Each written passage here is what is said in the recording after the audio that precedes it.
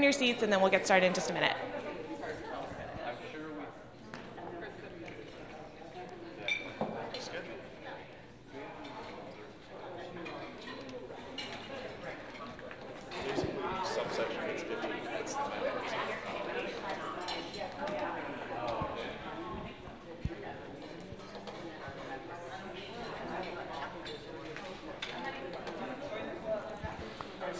Okay, good morning. Let's get started. It looks like most groups are all here. I'm really excited to see that each group seems to have added more people, so we have a lot more great minds at it today. So I'm going to open it up as we usually do on Saturday mornings and see if anyone has any thoughts, reflections about the weekend or anything else they want to get off their chest that will help them focus today. Kat, I'll start with you.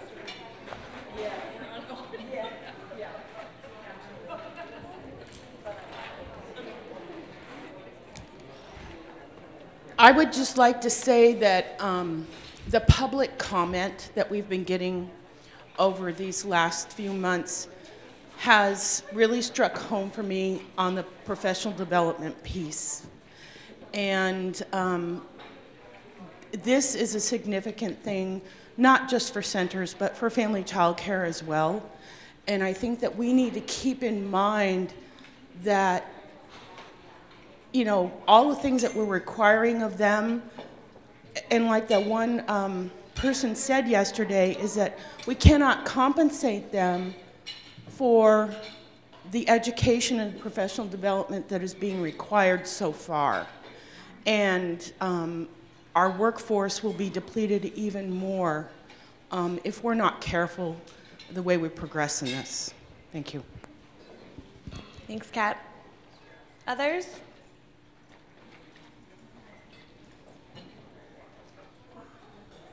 Sure. Centers?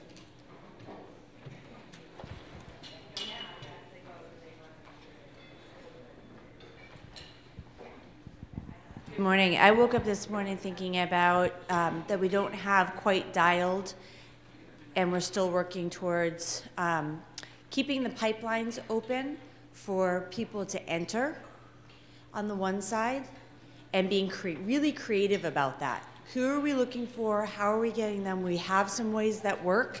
How are we expanding the ways that work, not shutting them down by demanding an ECE?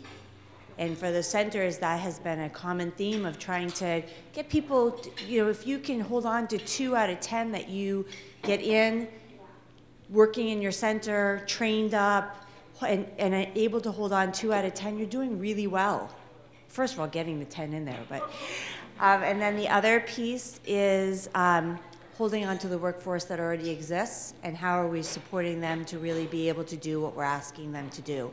And I think our table feels that we're not quite there yet, and that there's a push and pull, and we're here to work on that together.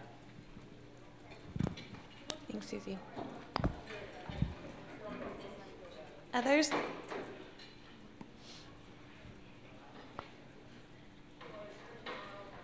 Okay.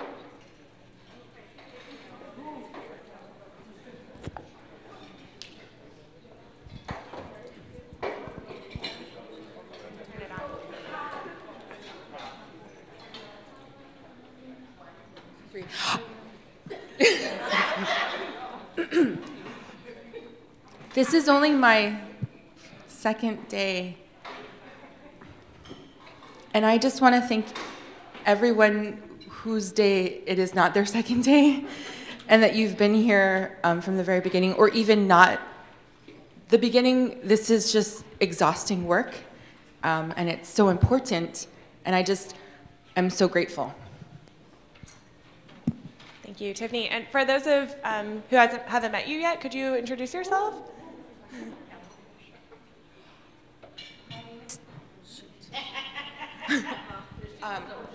I count really fast too, just like Angela. My name is Tiffany, and I have the honor of filling Aliza's shoes. She had previously been the person that was supporting the parent group, and She wears an 8.5 and I wear a 12. So I really, literally have bigger shoes than she does. But I know that she was beloved and we miss her, but it's an honor to be supporting the parents. Thank you.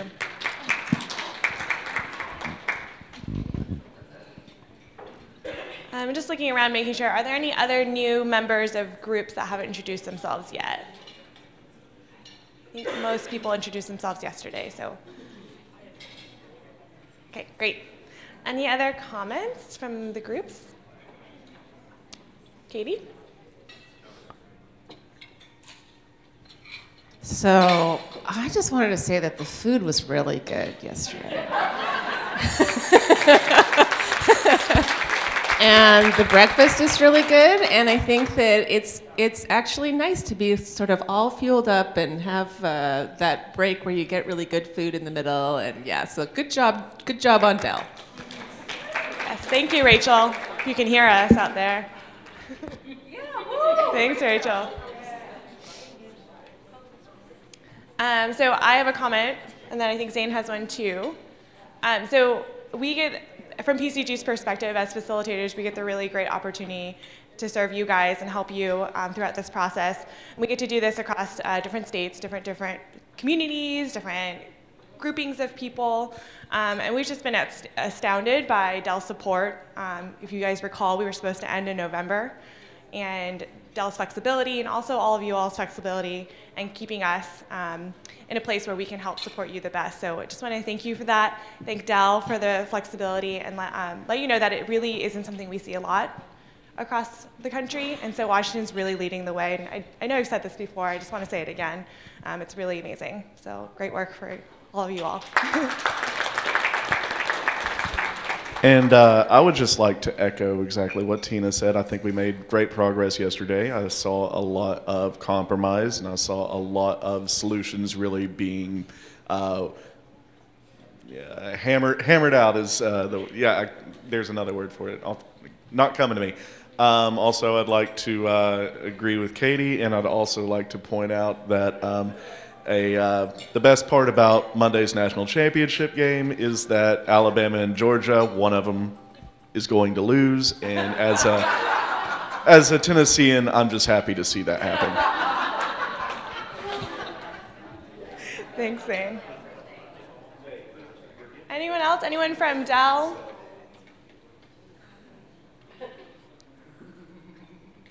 Okay. Go ahead, Eva. I just wanted to thank Zane for saying that you did see a lot of progress in our room yesterday, because the intent was for us to get through everything, and so leaving yesterday it felt a little bit like we didn't succeed, but I too felt like we really made some great progress, and the level of trust I believe in the room, and the negotiation and listening to each other was happening, and so I'm hopeful that that will continue today in that small room as well. So.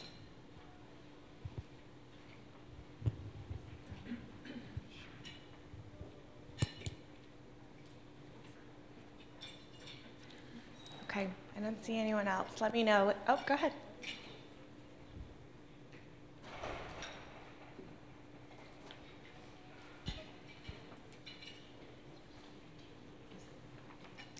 So I was wondering if we could put the orange up a little bit higher.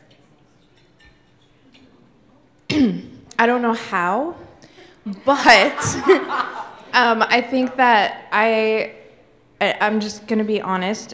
Yesterday, I think I might have forgotten about the orange a little bit, a few times, and I think a few other people may have also. And I love the idea that we can all use different pieces, and we're all looking at different things. And so I was just hoping that we could kind of make that in like the front of our mind when we're going through the discussions today. So I wanted to ask for that. Thanks. It might be a good time just to quickly recap. So the story behind the orange is that there are two people that were fighting over the orange. They're very upset they couldn't get anywhere. When they really asked each other questions about why they want the orange, one person was like, oh, I just want the peel because I want to use it to zest it to make cookies. And the other person said, well, I just want to eat the orange, so all I really need is the fruit of the orange. And so both people can actually, they don't even actually have to compromise, right? They can come to a consensus because they see what the other person is looking for. So I think that's really great. You mentioned that you had compromises. I think a lot of what you guys actually had is actually consensus and seeing each other's perspectives and actually having a win-win. So thank you for bringing that back up. But please don't actually bring oranges in here. I don't want to die. Right, there's an orange allergy, if you guys remember, from 1 month. So.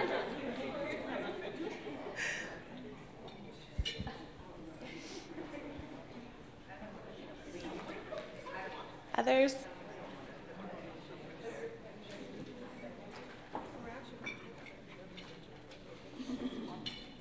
Okay. All right, let's talk a little bit about logistics then. I know right when we left yesterday, we asked you guys to think about doing professional development in a large group, all of us here together.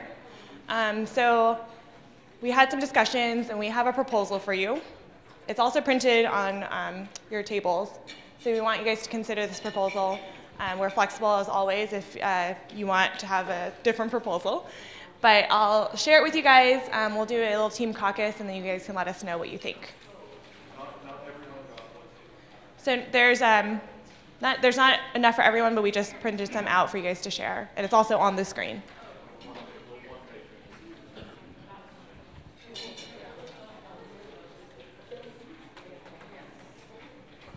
Okay, so what we're looking at is everything else we have left for professional development. As you know, the small group was working on 0-100, which was general staff qualifications.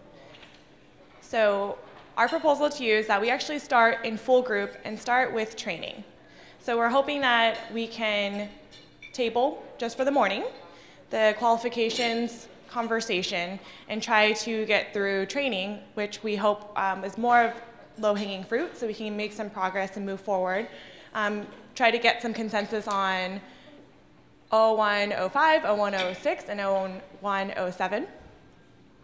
You'll see in the most right-hand column what is actually up for consensus. So you'll see that we don't actually have to do consensus for all subsections of each of these training sections because you guys have actually done a lot of work already to reach consensus. And again, that's why we think that it might be a good way to start as a group, get some quick wins on things that we know you already agreed with. You already did a lot of prep work to get to where we are today.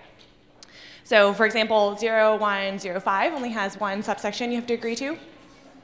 And then below there's 5, and then in service there's actually the full section.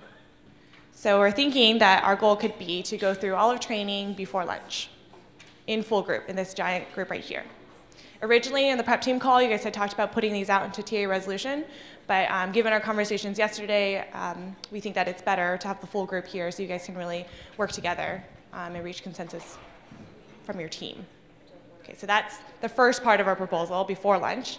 Then we'll take a lunch break, and hopefully having the success of training from the morning, then move back into qualifications as and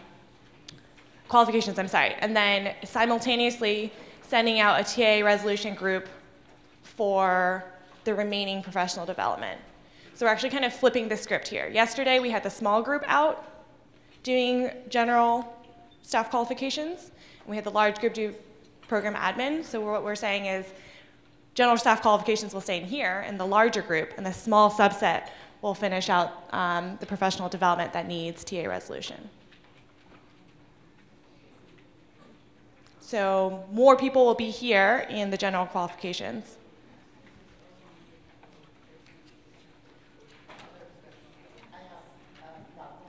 Okay. Before we share thoughts, can we just make sure everyone understands the proposed plan? So anyone have any questions about what we're proposing? Yes.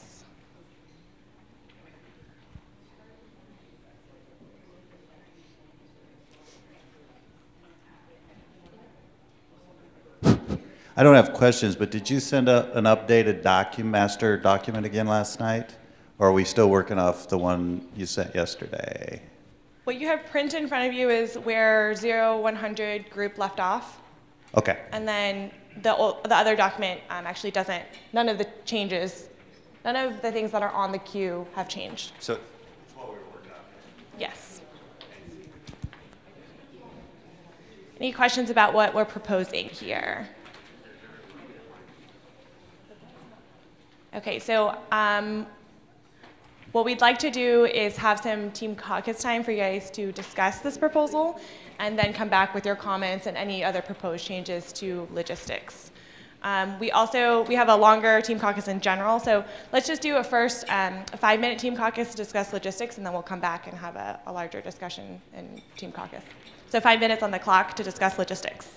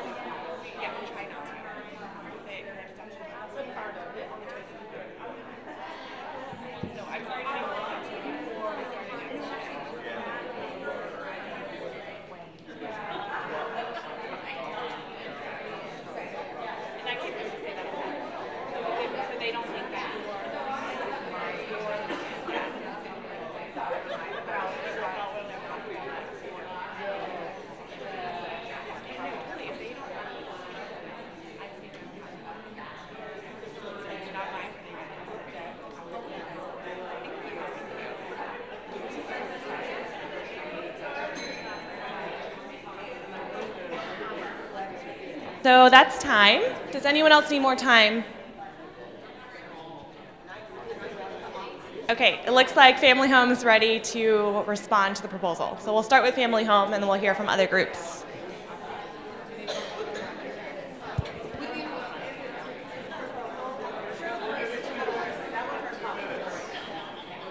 Okay.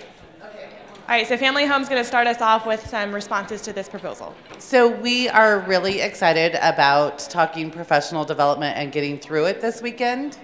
We feel like splitting up into groups is not going to benefit us in that the whole professional development system from STARS, pre-service, in-service, and higher ed is all a continuum. It's all progressive and it all needs to be discussed.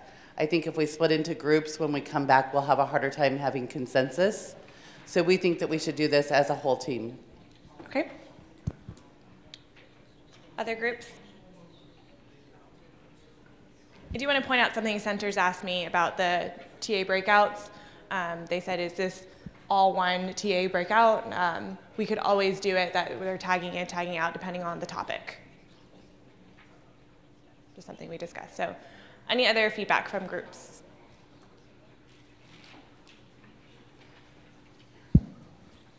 The Dell staff that were involved in the small group yesterday were really, really impressed with how things were moving forward. And it took a lot to get there, but they were really moving forward. And so our preference would be that that group continue the work they started.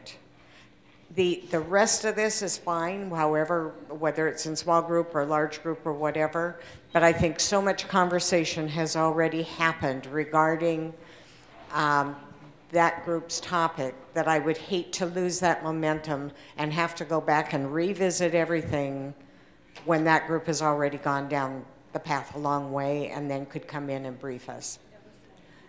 So, and at least for our group, they would prefer that they do that right away. They don't want to get their minds off into another tangent. They would like to stay focused on what they've been working on so that they keep that momentum going. Okay, thank you. And just to make sure I'm hearing you correctly, the preference would be for the same folks to be out in the room, so, okay. All right, Head Start, ECAP, and then Centers. So we actually like the scheme, so this would probably be our first choice.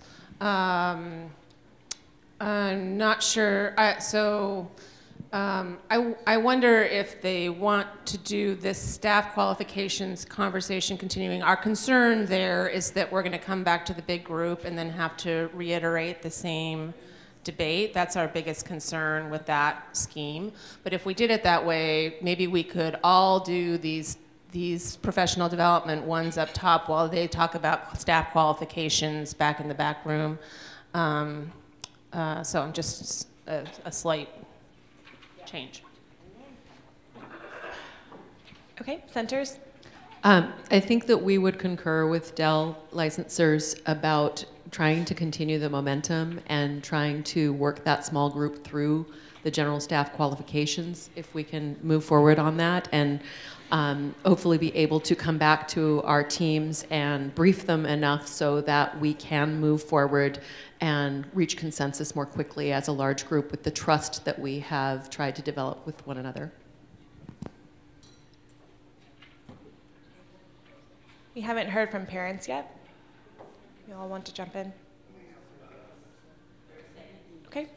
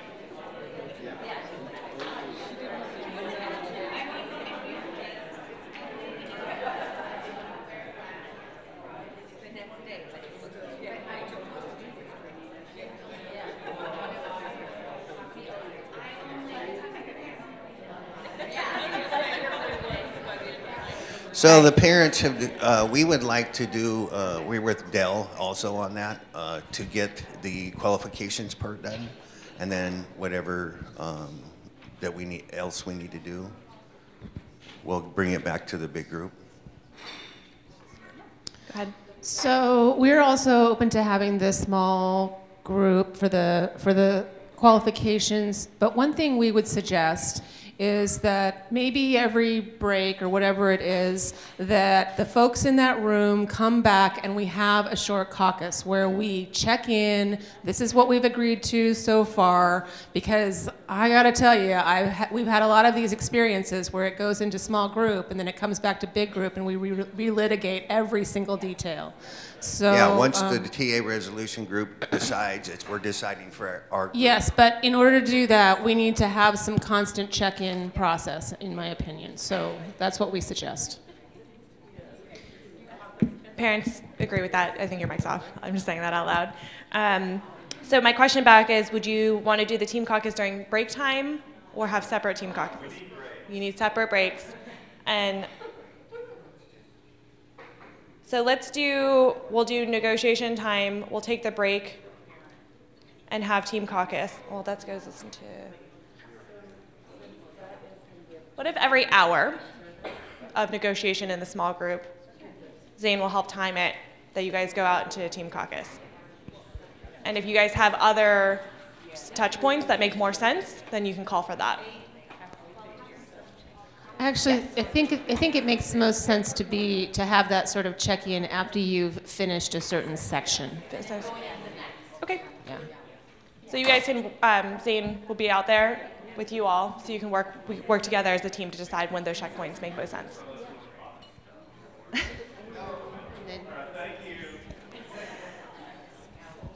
Okay, so if we do that, we would move professional development out immediately, and we could either start with the 3 bucket right there about training, or we can start down here for staff policies and down.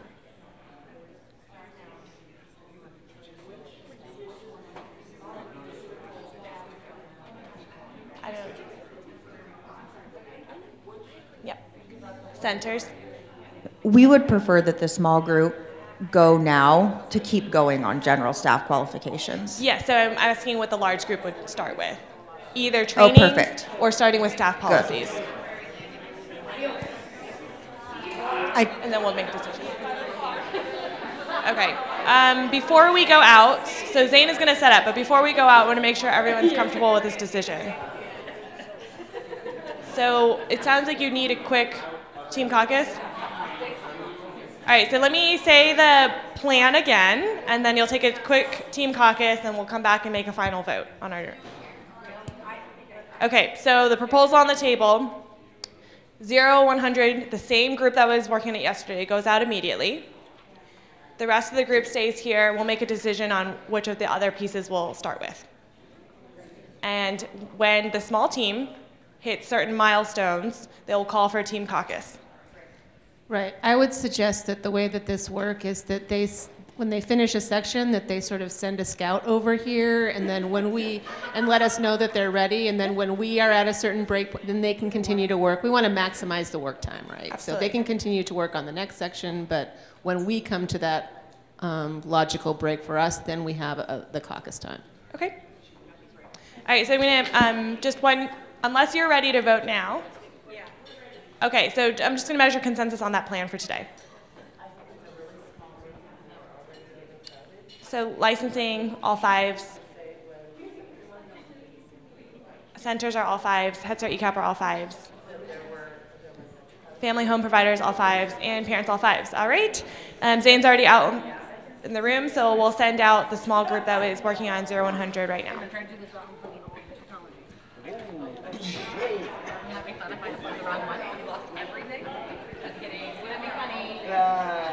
I'm laughing still.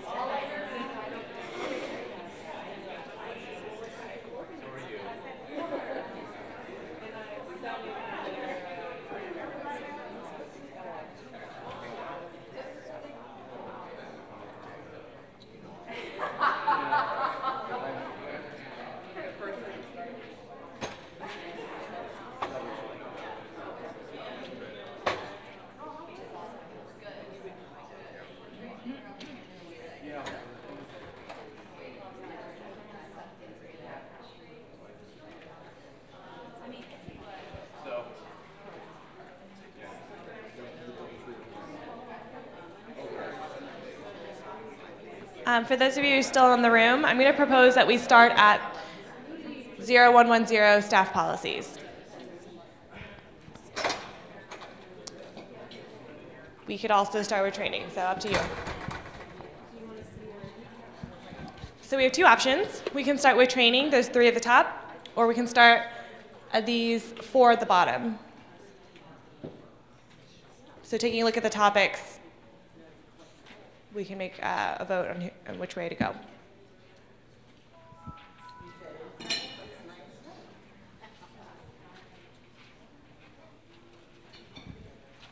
Licensing. I propose that we stay with this same agenda. Okay. The only exception is that that one section is already out of the room. Okay. Any other groups have strong feelings about that? Okay, we'll start from the same agenda.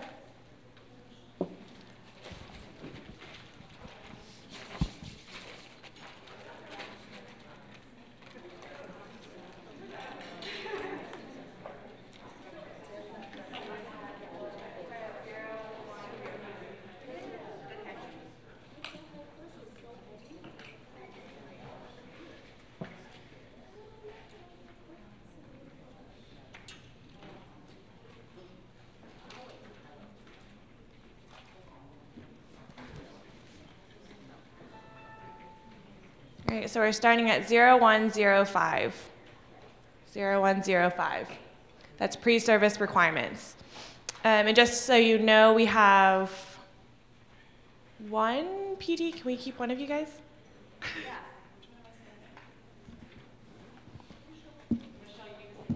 All right, so Angela's gonna go out to the 0100, and we'll have Michelle here with us when we talk about training.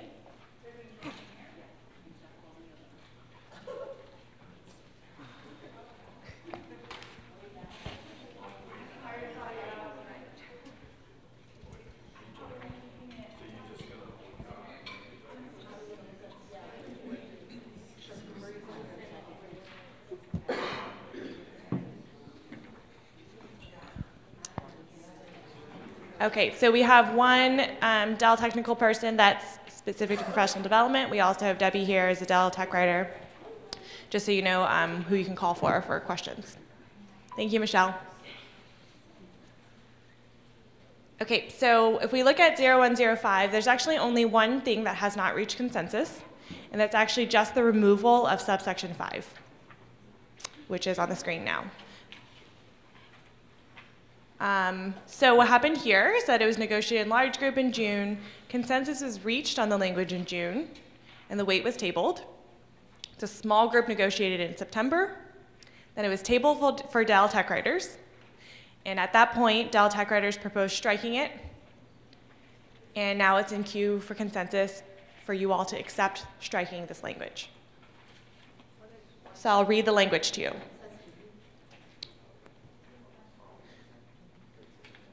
So let me read this quickly, and then we'll go see what 0120 refers to. Okay. Number 5, early learning providers who will care for infants, toddlers, and non-immunized children must follow requirements of WAC 0120, subsection 4, prior to starting work in an early learning program. It was a weight of 6. Lori, could you bring us to 0120, subsection 4?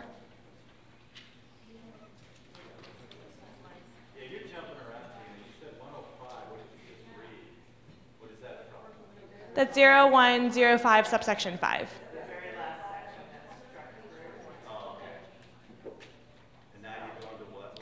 It refers to 0120, so we're going to go see what that reference refers to.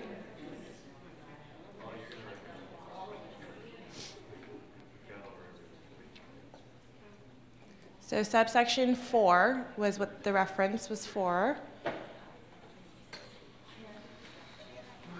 This is, I'll read number 4 to you. If a staff person has not been vaccinated or has not shown documented immunity to vaccine-preventable disease, that person may be required by the local health jurisdiction or the department to remain off-site during an outbreak of a contagious disease described in 010 as now and hereafter amended.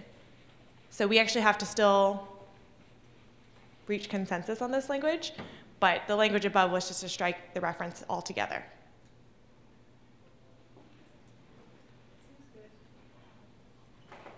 Questions?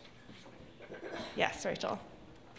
This isn't a question about 5, it's about the rest of the section. I'm noticing in the like yellowy orange notes, there's a bunch of notes that say scheduled for consensus in January with the additional language added by Dell. And there's a bunch of the little boxes. Okay, thank you. Let's take a look. Suggesting a Dell rewrite. So I just am wondering if there are additional sections above 5 that need to be reviewed. Yes, thanks for pointing that out. Let's take a look. It's a hard one to start on. Okay, so let's take a look. Consensus reached on 1 through 4. Subsection 5, and Q for consensus of removal. So number 1, negotiated large group in June. Consensus was reached in June. Dell Tech writers provided technical rewrite for clarity. So this is where you guys asked for rewrite for clarity, not for consensus reaching purposes. So you've actually already reached consensus and said, Dell, please rewrite it to make sure it makes sense grammatically. So it was our opinion as facilitators not to have this come back up because consensus was reached on the intent. Okay, so 1, you agree with me on 1? Great. So let's look at number 2.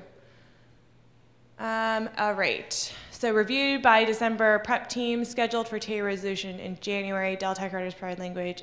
Yes, let's do number 2. Thank you. So we'll try number 2 in the box. Laura, do you mind just striking the non-box language? It's easier. Thank you. And it looks like there was already, in the past, there was already some Dell Tech writer boxes, so we'll look at the newest one.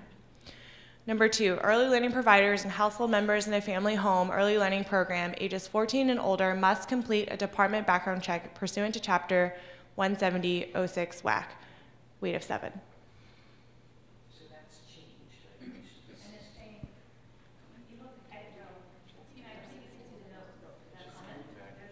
Can you hover?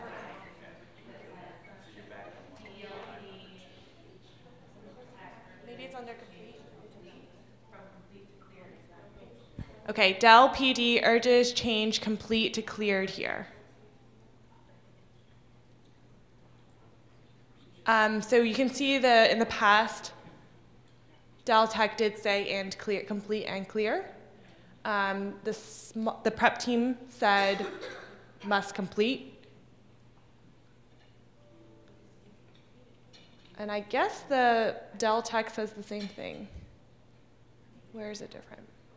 Oh, Dell Tech as and household members. Does Dell Tech want to talk about the urging note?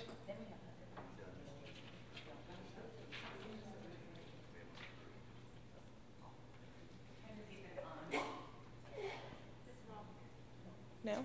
Yeah, turn it on. It's not on.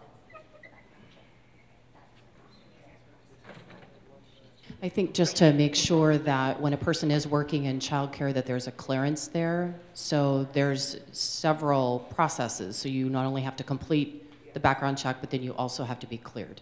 So there are a couple steps that need to happen there.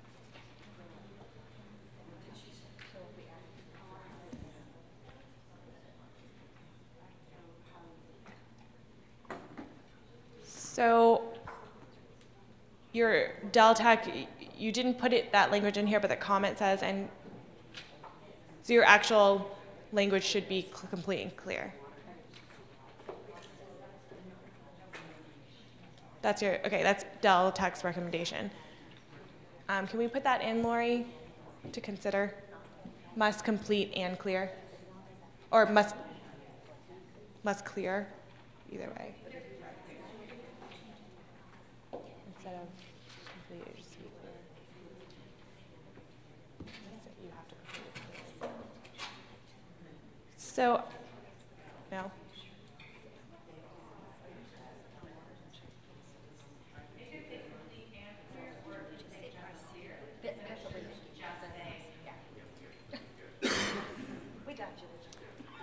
Okay.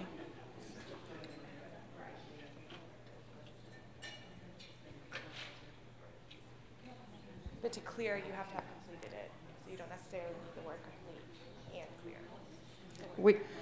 Yes, licensing. We're thinking we don't need and clear because you can't regulate somebody to clear a background, but they do need to complete the entire background process. It isn't just submitting a background form. They need to make the payments, they need to do the fingerprints. So to us, it should say, must complete a department background process, check process, so that it's very clear we expect them to go all the way through. Okay. The clear part we deal with in other WAC.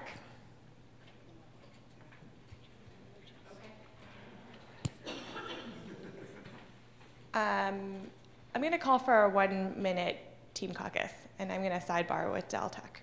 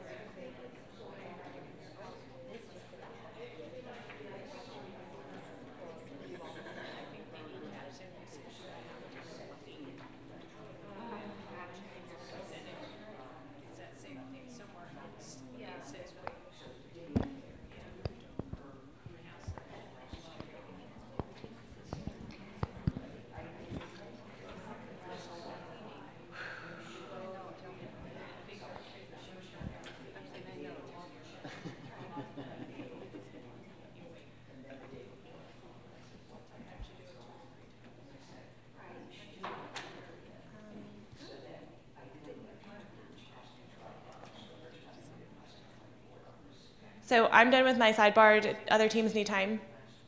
A few more minutes, okay? 1 more minute.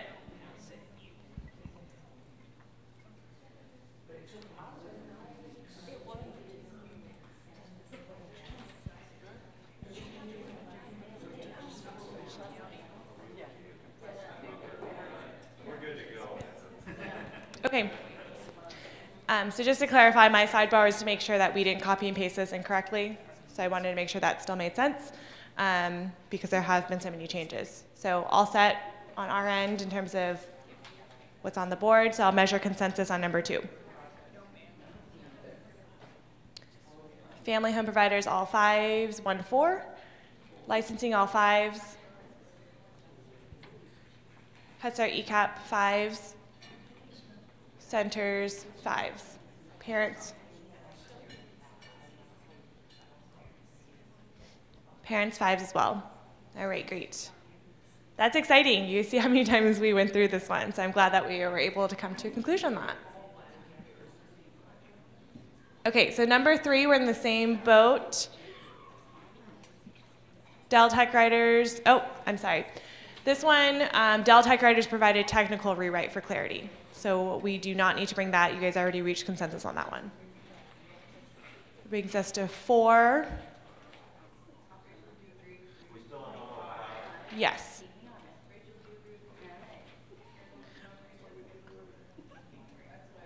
Can you scroll back up? I'm sorry.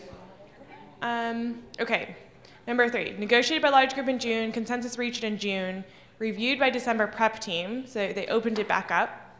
They opened it back up, then it was scheduled for consensus in January with additional language. Del Tech writers provided technical rewrite for clarity.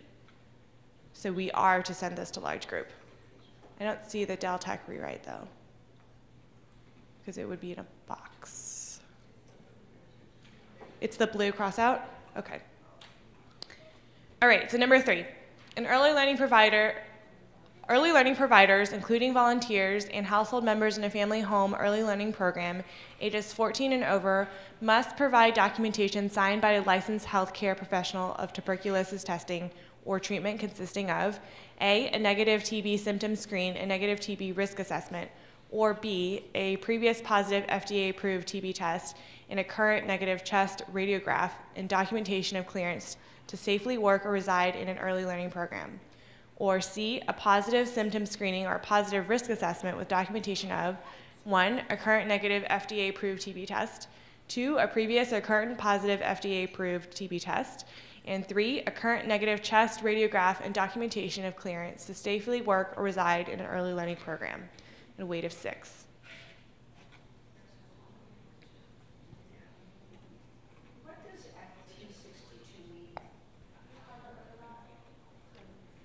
That's a note. So Dell revised this for clarity. So what they did was cross out family home licensee. Okay, those are just notes. Mm-hmm. That's letting you know there's a note.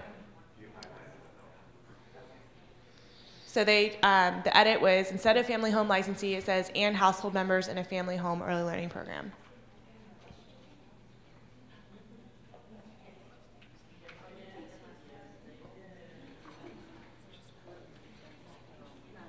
I'll measure consensus on number 3.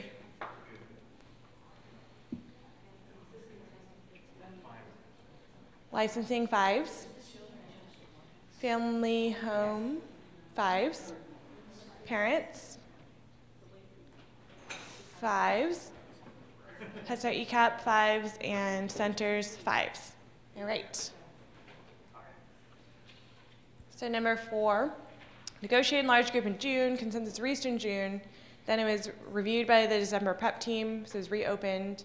Dell Tech writers to rewrite based on intent agreed upon by December prep team, which means we have to take a look at this. And you'll see with the WH63, that means that they've done some change. So let's hover and see what it was. Okay, so they made some edits. So let's review this. Number 4. Upon notification of TB exposure, early learning providers may be required to be retested for TB as directed by the local health jurisdiction. It's a weight of NA. Measure consensus on number 4. Family home providers, 5s and 1-4. I think that's a 4. Licensing, 5s. Parents, 5s. Head Start ECAP, 5s. And centers, 5s. Okay. So now we can do number 5, which is striking it all together. So I'll measure consensus on striking 5. Yes, we did. Do you need to see it again? All right, so family home providers, 5s. Licensing, 5s. Parents, 5s. Head Start ECAP, 5s. Did I miss one? And centers, 5s. Okay, good job. We reached consensus on 0105.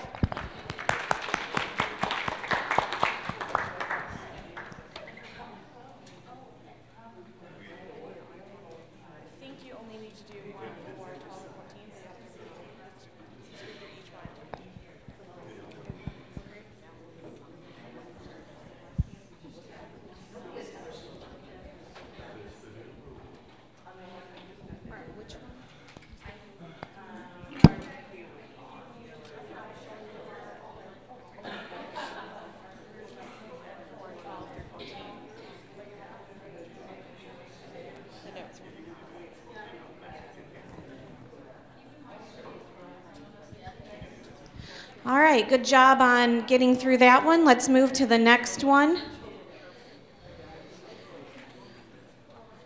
Training requirements, it looks like we have in queue for consensus 1, 4, and 12 through 14, but let's go through just to confirm. So Under training requirements, number 1, consensus. Okay, so these are scheduled for TA resolution in January.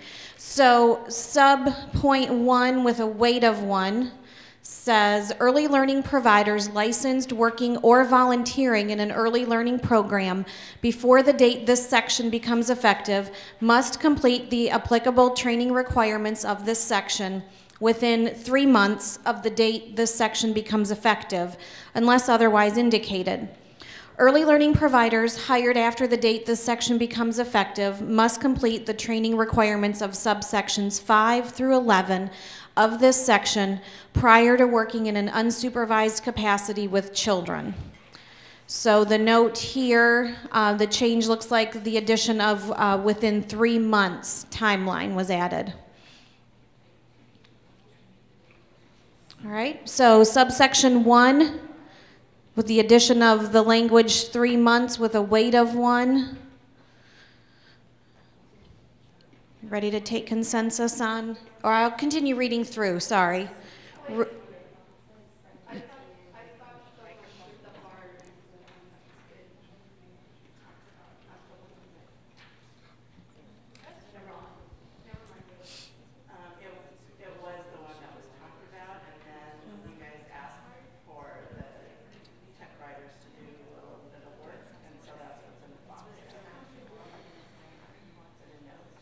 We should read the sections, though, that I was going to do 1, 4, 12, and 14.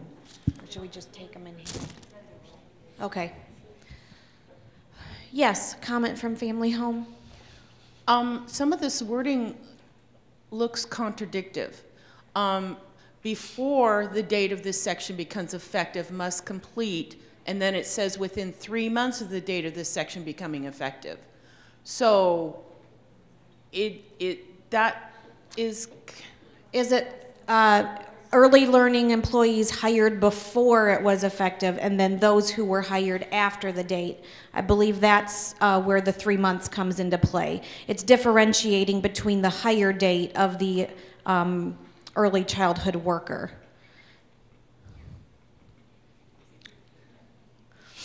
So do you want me to? Okay, an example? Okay, so from the beginning of the section, the 3 months applies to early learning providers who are already in the field, the current workforce. They have 3 months. Then, so that's the first section Lori has highlighted. So then the second piece of this is for early learning providers who are hired after the date, so new workforce members who come in. Sorry, I'm looking at Kathy.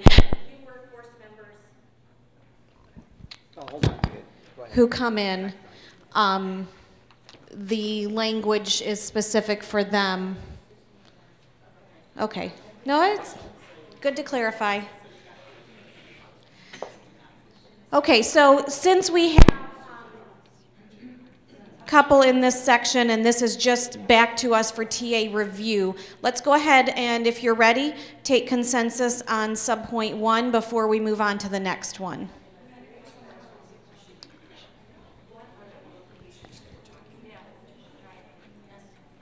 What are the? Okay, so the qualifications are subsections 5 through 11. So Lori, could we scroll down to see what those requirements are in 5 through 11? So why don't we just read through the entire section, since number 1 is actually putting into place all the things that are later in this section. I think we should probably just get a sense of the entire thing. Okay. I'm sorry, who was just talking? I That cannot. was me here, I thought sorry. it was you, but I could not find you. So, all right, Yeah, thank I you. moved, I'm hiding. Okay, so I think. Yeah, we just had a technical comment that we wanted to just clarify, that the CCDF ruling requires that you complete the training within 3 months. So any existing provider, when this WAC comes into effect, would have to complete it within 3 months. Any new provider hired after the WAC comes into effect would have to complete it within 3 months, and that's per the federal CCDF ruling. But that's different than what this is saying. Exactly, yes. Right, here it says prior to working in an unsupervised capacity. So, sounds like we would need to add in the language. Okay, do we leave prior to working in an unsupervised capacity and within, or are we, as Lori is striking that language? I'll double check with you, but what I'm thinking is that it would be, you have to complete it within 3 months, and you cannot be unsupervised until you've completed it, so it's both and. So we would retain the unsupervised capacity language.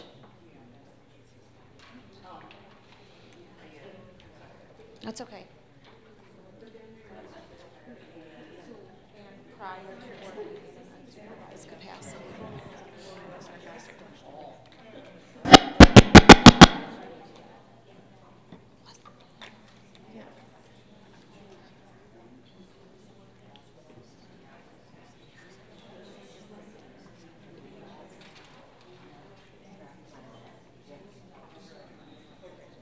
Yeah, we'll scroll down to review those.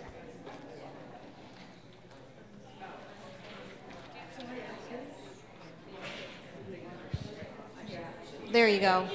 Yay. Just one. Okay. And do you have a question on this section before we look at 5 through 11? Yes, I do. Okay.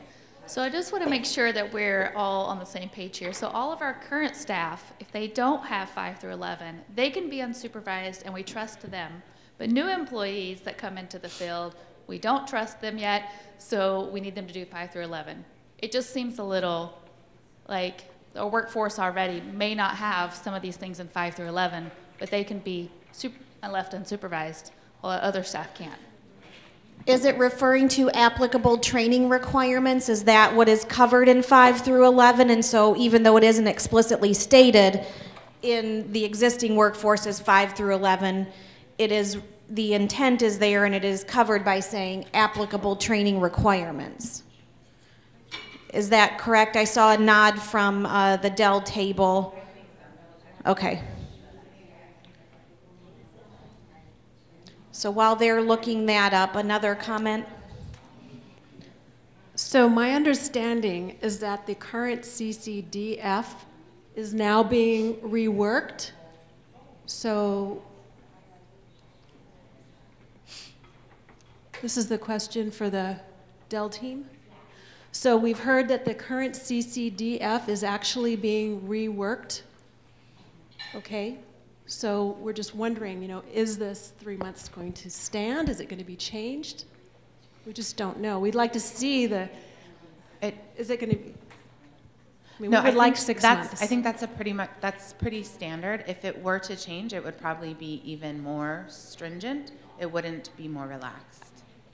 Yeah. It's just hard to work with a document that is still being created. I think that's our issue. Okay, we've given a couple things to Dell to consider. So while they are reviewing that and getting a response, let's go ahead just for the sake of moving forward and identifying what is in 5 through 11. Let's scroll on down and take a look at 5 through 11 to answer that. Okay, so subpoint 5.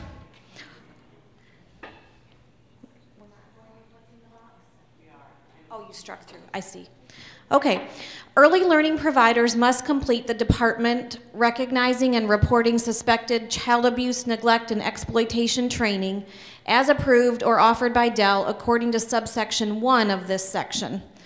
Training must include the prevention of child abuse and neglect as defined in RCW 2644-020 and mandatory reporting requirements under RCW 2644-030. That has a weight of 7.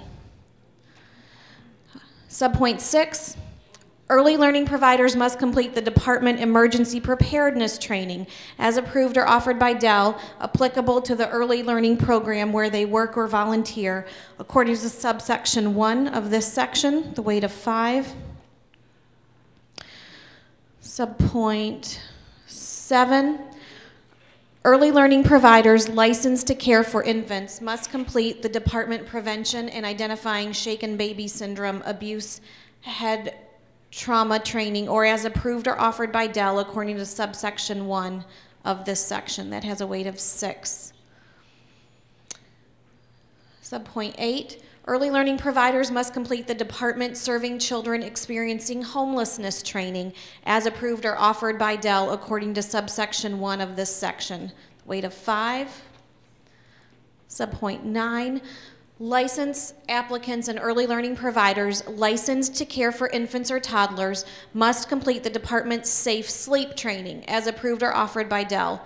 This training must be completed annually and A, prior to being licensed, B, prior to working with children, or C, according to subsection 1 of this section with a weight of 7. Subpoint 10, family home licensees, center directors, assistant directors, program supervisors, and lead teachers must complete the child restraint training as approved or offered by Dell prior to being authorized by the early learning program where they work to restrain an enrolled child, or as indicated in subsection 1 of this section. It has a weight of 6.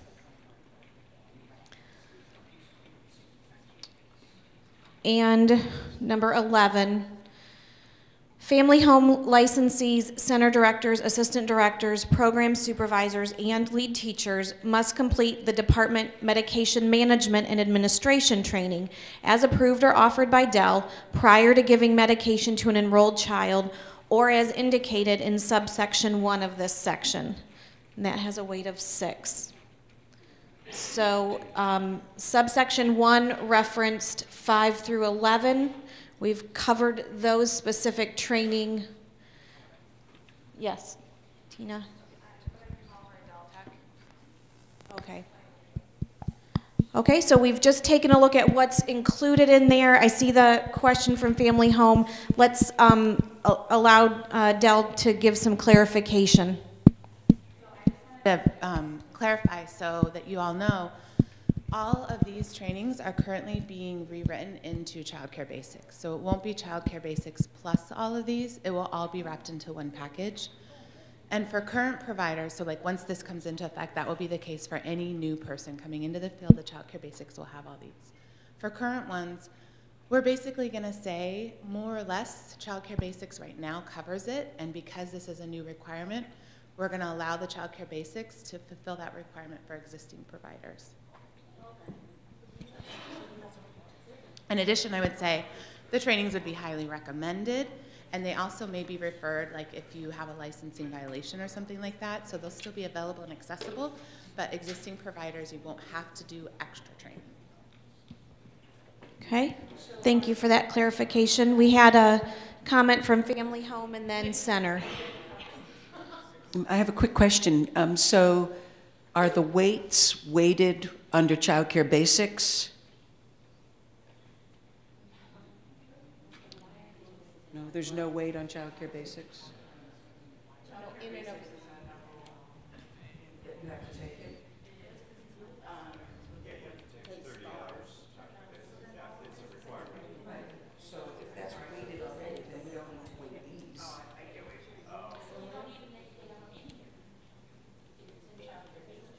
So the question is, if the requirement for the Child Care Basics training is weighted, then, and these are now in Child Care Basics, should they also be weighted here?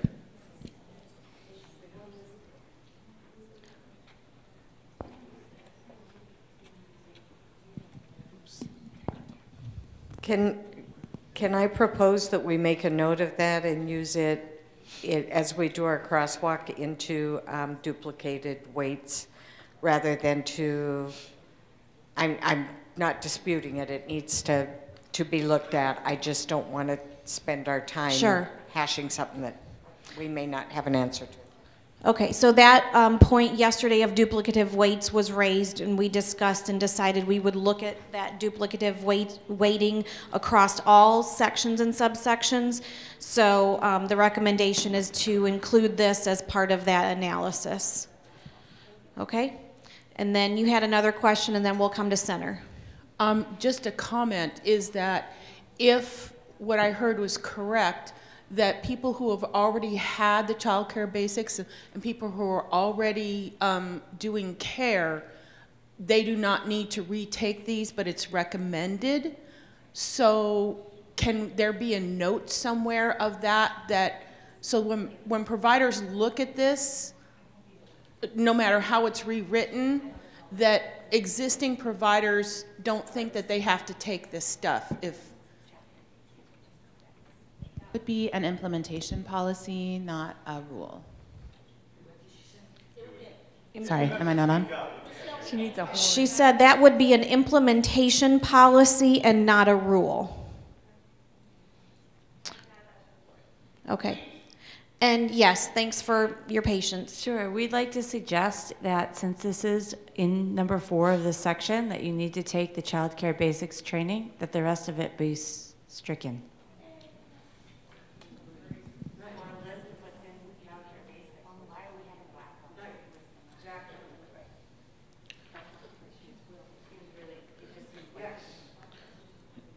We need to have it written in the rules for CCDF, for the Washington State CCDF plan, to showcase that we are in compliance with the federal regulations.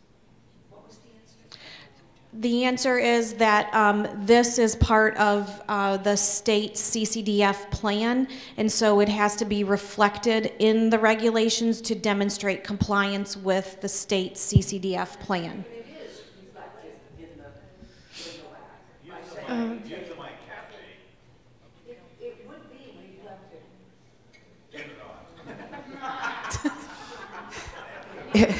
It would be reflected in the WAC by including it in the 30 hours. This is redundant.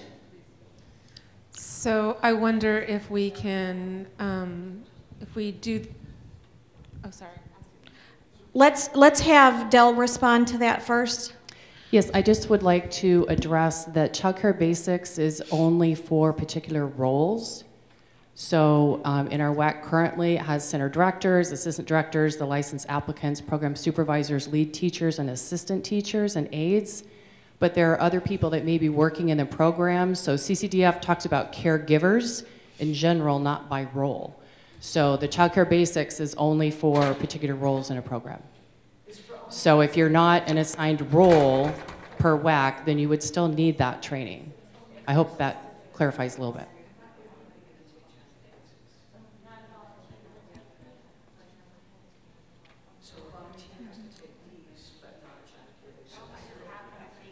I don't know. A question is, does a volunteer have to take these but not child care basics? The answer is yes. So these will be offered separately, individually, As well as part of child care basics. A la carte, all inclusive. Yes. Okay, so I just want to make sure here, because this is very new than what we've ever done before, because we've typically gotten these trainings not from Dell, but from the community. And I see that it says Dell or an approved training. So I have a couple of points here. Is the access and availability. We don't know for sure what that's going to look like yet, so it's very hard to say within 3 months we're going to make sure we have all of these things, because especially the child restraint training has been a very difficult one. The homelessness training, I don't know that it even really exists out there in the community because I've never seen it. But so is Dell committing to providing a child care basics course and that would include all of these online? Yes, we're currently, so all of the modules are designed separately and individually so that when the WAC comes into effect, those who just want to take these modules to enhance what they've already had in child care basics could do that, as well as if there was a licensing need or volunteers could take it. Currently, we're folding all of those existing modules into the child care basics course. And so part of this is to help explain so that you're not we were like trying to relieve a little bit of the pressure for you so that you weren't worrying about all the extra training to take.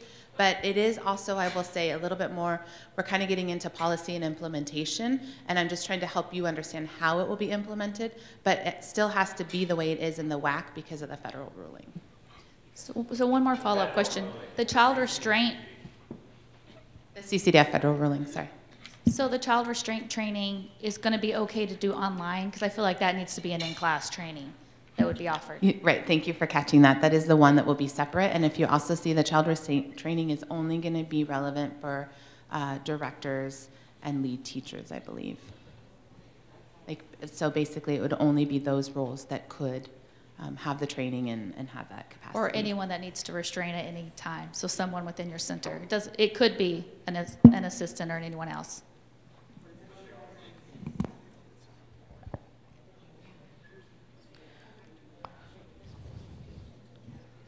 If you go to 10, it's under 10, you can read it for child restraint. Is there a comment from licensing? Well, I find this conversation very enlightening and helpful, and I think it's a great conversation to have. These trainings were already approved, and I just kind of want us to keep moving forward. And I think that these conversations need to happen, but maybe not right at this moment, if that's possible. But we've kind of got some answers now. And so it would be nice if we could move forward with the things that haven't been addressed, and then these very topics can come back either later this month or next month when we're kind of wrapping everything up. Okay, so then we would be taking consensus back on number 1 with the addition of clarifying language added within 3 months of the hire date. That's to meet federal requirements, and the reference to subsections 5 through 11. Subsection 1 has a weight of 1. Are we ready to take consensus on that? Need a caucus? Okay. Give a 2-minute caucus.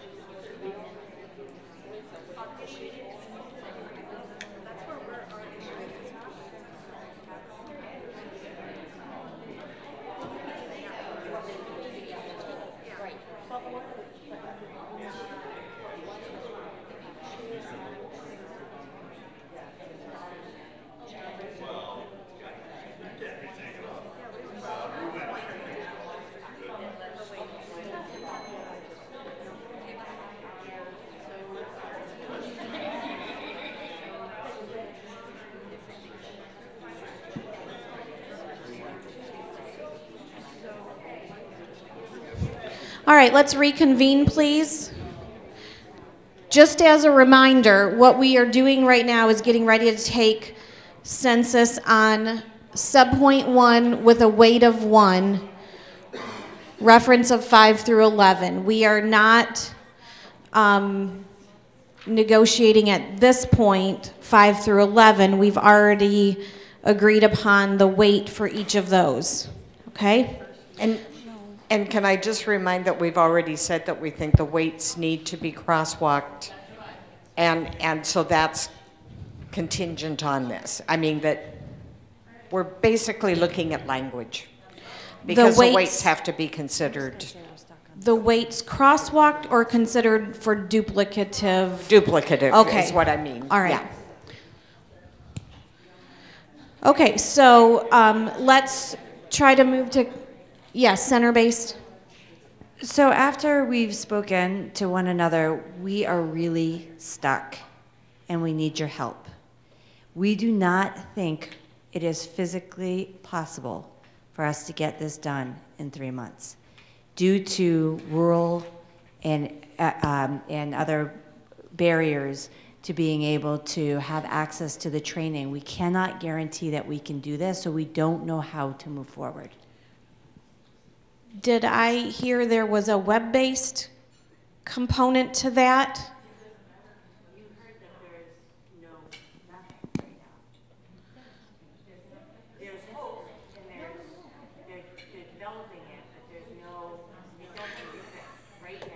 So does the reference that when this section becomes effective address that concern? So right now we are not requiring it.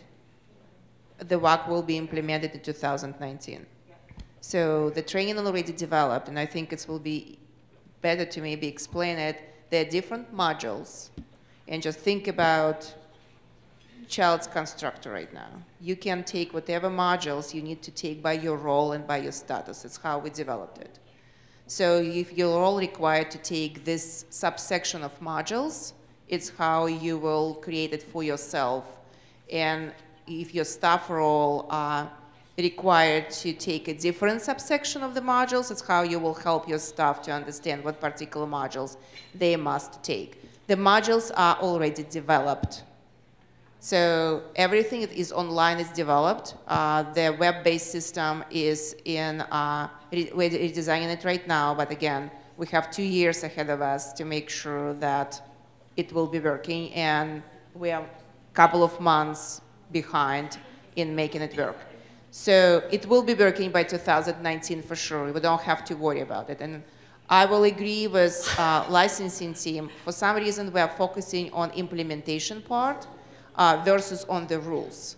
So I think we need to focus on the content. And we want to comply to the rules and are concerned about the ones that are not on modules, like the constraint and the cost and the time it takes to take a module. All of the required training are free trainings. You will not have to pay for those because they're required, federally required. And if we're talking about the capacity, who will provide the restraint training and who will be approved, this is something that we are working on, making sure that there will be capacity to provide the needed number of trainings for the roles to which those trainings are assigned.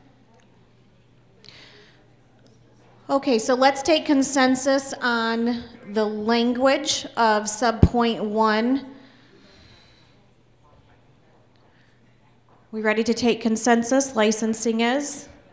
Thank you. I see 5s. Family home, I see 5s, 4s, and a 3. 2 3s. Head Start ECAP, I see 5s.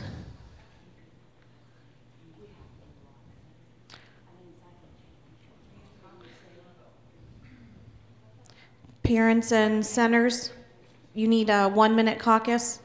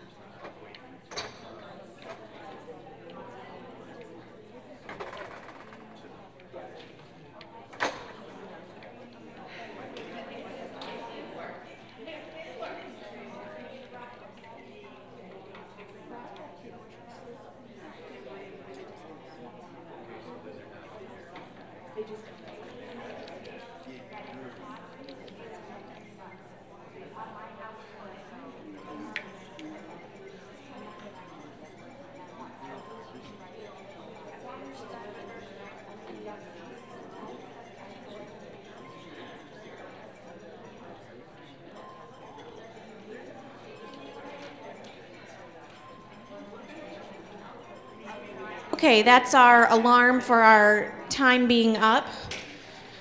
We're still waiting on consensus from parents and center-based. All right, parents, are you ready to vote?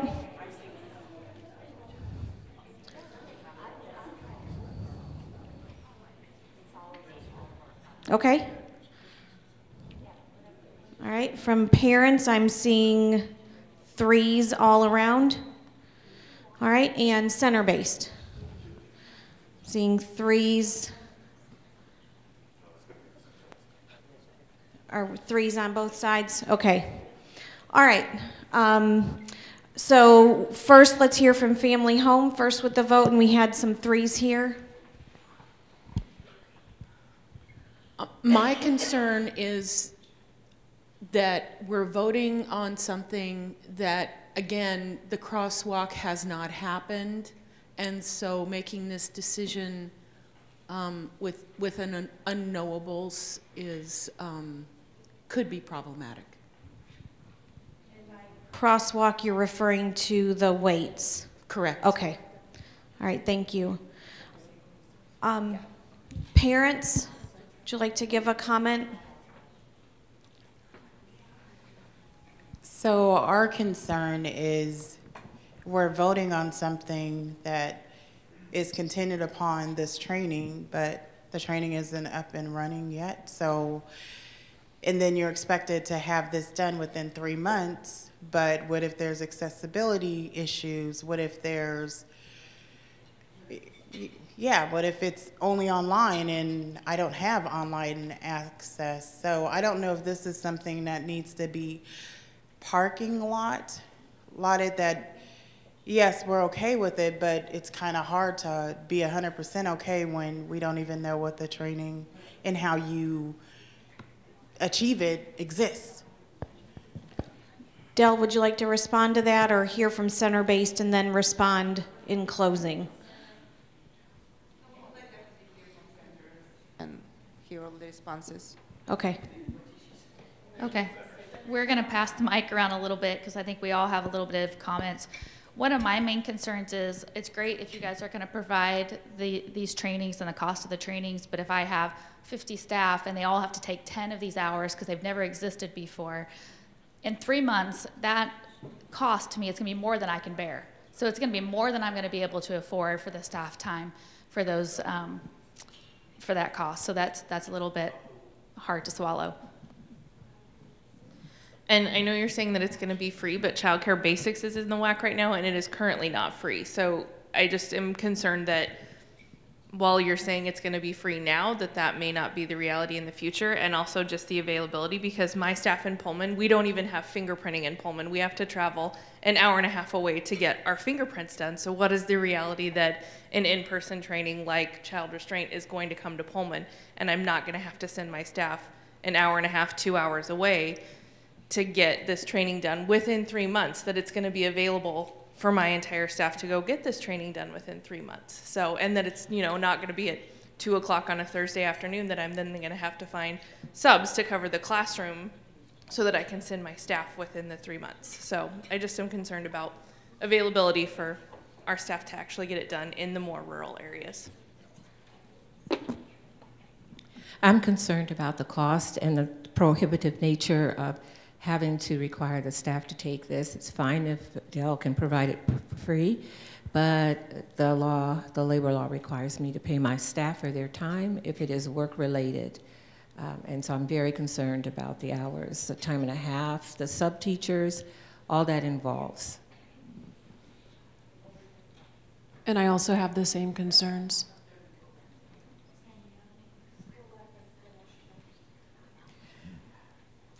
My main concern is the time. 3 months is a very tight window.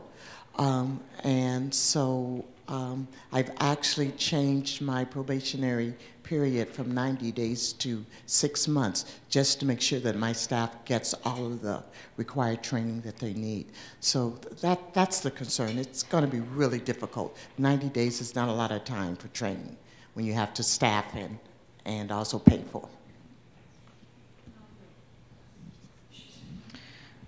Okay, thank you. I believe Dell was going to respond after all comments were given, and there's another comment from Family Home.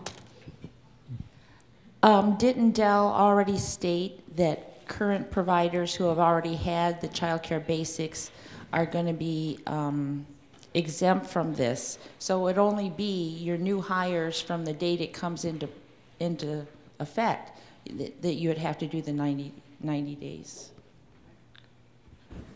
Thank you for reminding us all about it. So yes, the current providers and staff will be grandfathered. And again, we're dealing with the federal requirements, so we didn't come up with a 3 months timeline. We have federal regulations that we need to be in compliance with. So I fully understand how complicated it could be. At the same time, we're all together having this timeline, and we have to deal with it all together and figure out how to make it workable for all of us together. Thank you. Tina? So I wanted to let you know what I wrote on this board. Since we know that you can't write everything in WAC, because WAC is the rule, there's a lot of other implementation things that you said. So of course, Lori put down the concerns, but in terms of actual implementation, I wrote down guidance on child care basics, who has to take it, clarify what current employees have to, that current employees that have taken it already are exempt, what we were just talking about, but it's recommended that they take some of the new modules. And I referenced the WAC. And then I heard access needs to be available online. There is a concern about restraint, child restraint, because that has to be in person, and that you know, the note that it can be a la carte and all together in child care basics. So hopefully I captured everything here. Let me know if I missed anything. Okay, Center-Based was waiting on a comment previously. So I just want to say, you know, the fact that we're saying that child care basics is going to be grandfathered in is great in this room, but that's not what this says. And so if that is true, then we needed to make it say that if staff currently has child care basics, they're exempt from these trainings. Not just in an implementation notebook somewhere, but in this section, it needs to say that. And I totally, oh, now I'm really loud.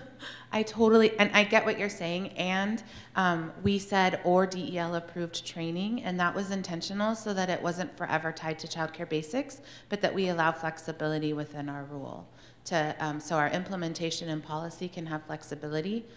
That's really why we said or DEL approved training as opposed to specifically saying child care basics. I hear you, and at the same time, I think we talked about it since May, that there are two different parts in our process. One is a policy, developing a policy, and another one, implementation. So grandfathering is a component of implementation, and it will be implementational policy that will allow us to grandfather. At some point of time, because I hope that we're not planning to rewrite the rules every 3-5 years. So I hope that we will have this subset of rules for a long time. And it will guarantee us that everyone will be required to have a training that they need to have. And grandfathering is applicable only for those who are right now in the field. So I will prefer not to write it in a policy, and I mean write in a rule and have an implementation policy that we have in the parking lot about it. And I kind of feel a little bit that we are dealing with the implementation trusting issues, and maybe we need to take a break and have kind of conversations at the table to overcome those implementation trusting issues. And if we can support you to do it in any way, we're here to do it. So each of the Dell staff can maybe join a table and discuss whatever is in our way to trust the implementation process. So I just have a follow-up question, sorry.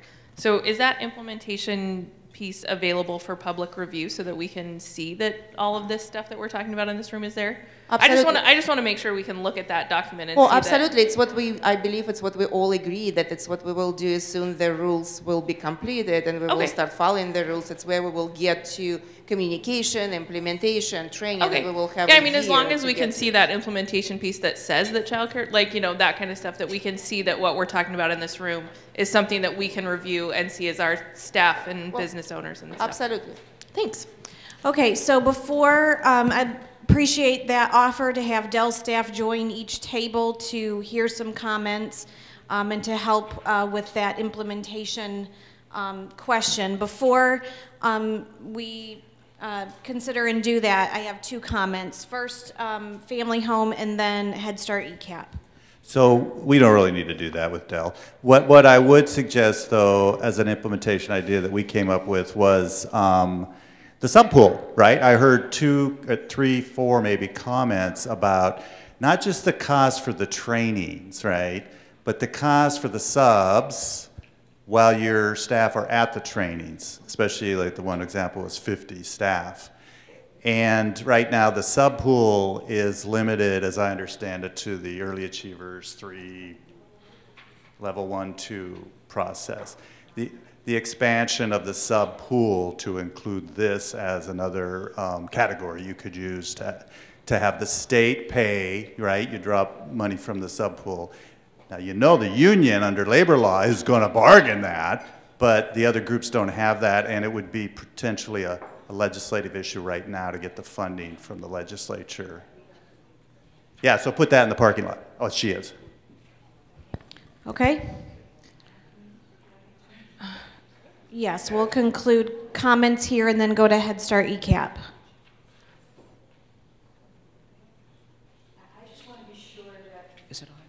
That I understand what we're saying. We're saying that number 1 says early learning providers must complete this training, right? So that means family child care providers must, right? But my understanding is that licensing is saying people who have already had the 20 hours do not have to do this training in addition to the 20 hours. Am I right? Am I understanding correctly? So the WAC says something different than what you're saying? I think we're hearing what you're hearing, that the implementation plan is that people who have already completed the child care basics would not need to take it. Now, I hadn't heard that before, and so I'm pleased with that. There are a couple that I question, like restraint. If you're going to restrain a child, is that going to be included or not? And I think that's all implementation stuff. But generally speaking, yes, that is what they're saying, and it makes sense to me. So then this number 1 is completely not clear because it doesn't say that. And I believe that Dell's comment to that is that there is going to be, this language is allowing for some flexibility. That flexibility is stated in 5 through 11 when it talks about implementation of it, that they want to allow that flexibility for the deployment and implementation. So it's not going to explicitly be stated there. Anything to add or clarify, Dell, to that response? Do we have any additional comments before we will respond? Just me. Head Start ECAP. So, we're all freaking out about this 3-month thing, and so what I will say is that I really appreciate the grandfathering, and that's going to be written into an implementation plan. And I would also just remind everybody that we actually have a year of communication and implementation work from Dell, and it would very much surprise me if we had this stuff go into effect and those trainings were not available until the day that this goes into effect. My feeling is that you guys are really working on that already, and it may be available in the very near future. So we're going to have a good, 12 to 18 months to actually figure all this stuff out. So I just wanted to mention that. Okay, thank you. All right, I believe that has cleared comments from the floor. So any other comment, or do we want to take up Dell's offer to have licensing staff come to each table to help assist with any lingering implementation concerns?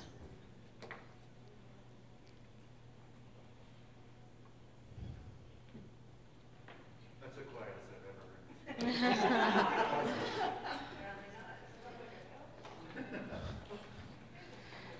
So I asked two questions there. First, any comment in conclusion from Dell? Yes, I just would like to say that currently right now, there are 6 completed modules in the queue. So the only module that has not been developed yet is the child restraint, because it does need to have a hands-on component if you use child restraint in your program, so that would be available to you. But there are 6 modules right now sitting in the queue. So we're a little bit ahead of the game. You could actually take those even before implementation date.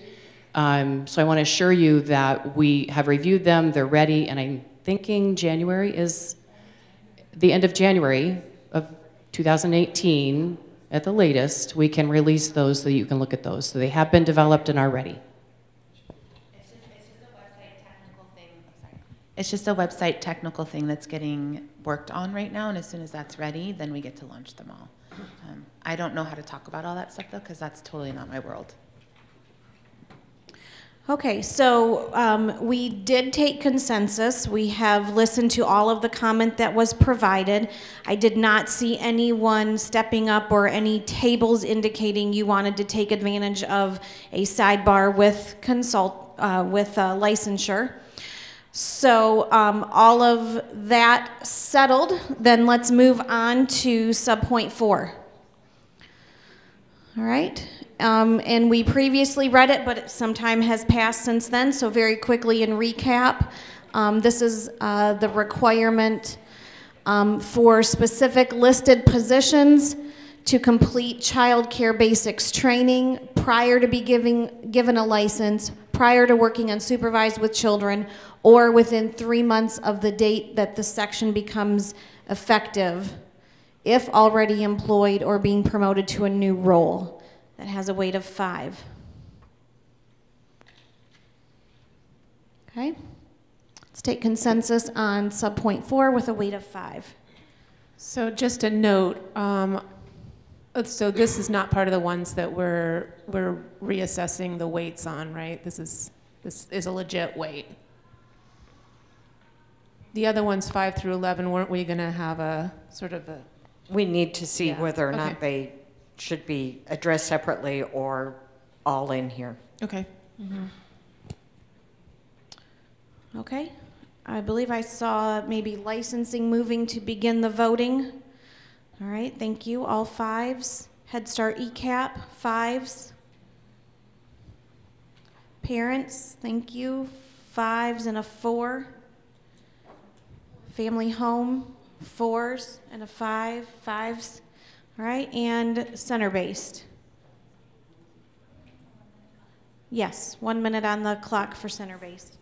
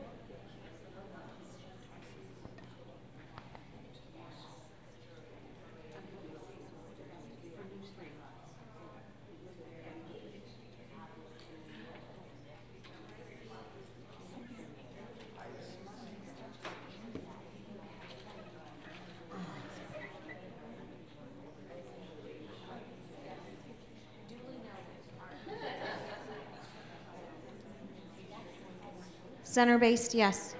Oh, you're ready to vote, okay. All right, center-based, I see a round of 3s. So let's take some comments. This section could be more clear to somebody reading through it if if it were written so that it was clear that this was childcare basics, and then the a la carte was for those not included in this list, like volunteers, who would then have access to the other. And this is just a comment for DEL writers that it gets confusing as a provider to read through this and think that you need the a la carte and the childcare basics, and so it would be easier to read and to understand what you were needed to do as a provider if you could put it up front that this is for these folks, and then that the a la carte was for volunteers or other people that aren't listed in this list. Okay, thank you for that comment. Anything else? Head Start ECAP? So I guess I have a couple of questions about this. One is, I mean, as you guys all know by now, we have an issue around all these job titles and whether or not having childcare basics makes any, I mean, most of our people do have that kind of experience, but they may have a master's degree or something in something and they haven't gone back to take childcare basics. I know it seems ridiculous to bring this up, but we've had scenarios in which, you know, a master's degree teacher, or in fact, right here, had to go back and get their CDA for something, right, or some sort of certificate, because, and it's infuriating. So I would like to see language in here that said or Dell approved alternative like we have in the other section, so that we can at least have that kind of flexibility if we have administrators or whatever who are really, really more qualified than childcare basics would ever even approach, but do not have this very, very specific 30-hour course. Okay. And then my other question is that this does not read like there's any possibility of being grandfathered in. The letter C, it does not take out, I mean, it really does say that it's within 3 months you have to do this if you're already employed. So that's my other comment. If already employed or being promoted to a new role. Yeah, so that's is essentially everybody in the field.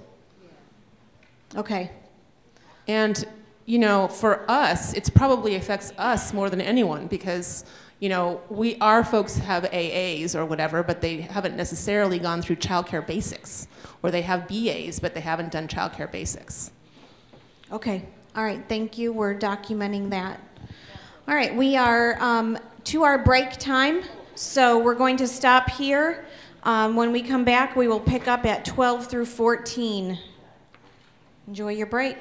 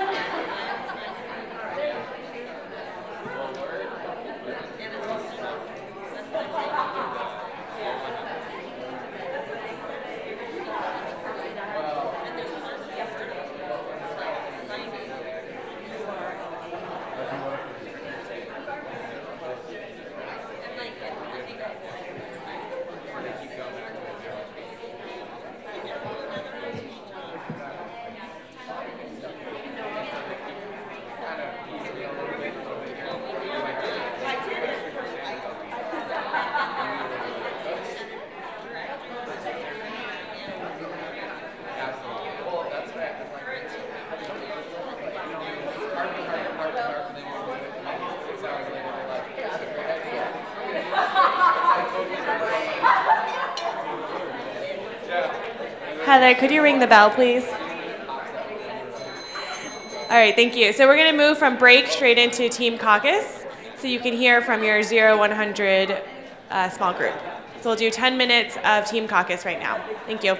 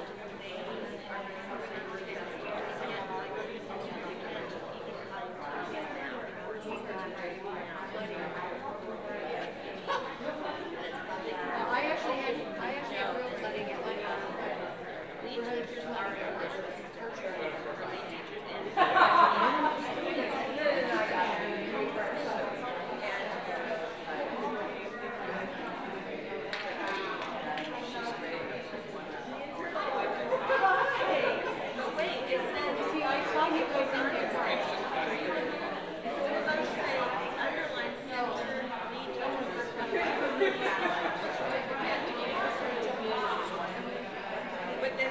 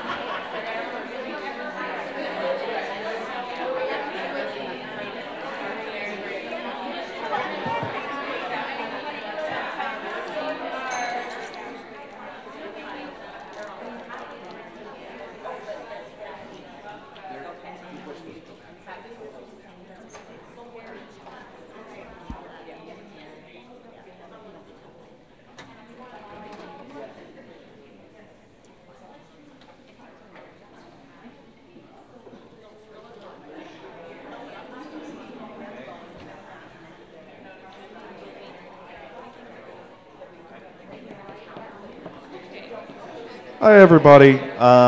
Do we want a little bit more time, or are we ready to go ahead and share out to the rest of the groups? I'm hearing good in centers. I'm seeing smiles at parents, thumbs up in Head Start, thumbs. I'm getting thumbs up over in Family Homes there. And Dell is thumbs up. Okay. Share. Whoever wants to go first, go right on ahead.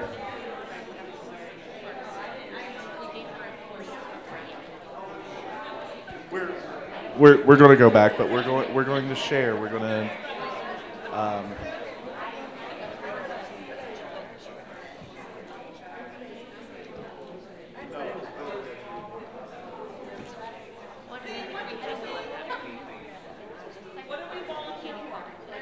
we're just going to do a quick share out if anybody wants to do that, or if we're ready to jump back in. All right. I'm hearing that everybody is ready to hop back in. Just get back in the car and get back to driving. Okay.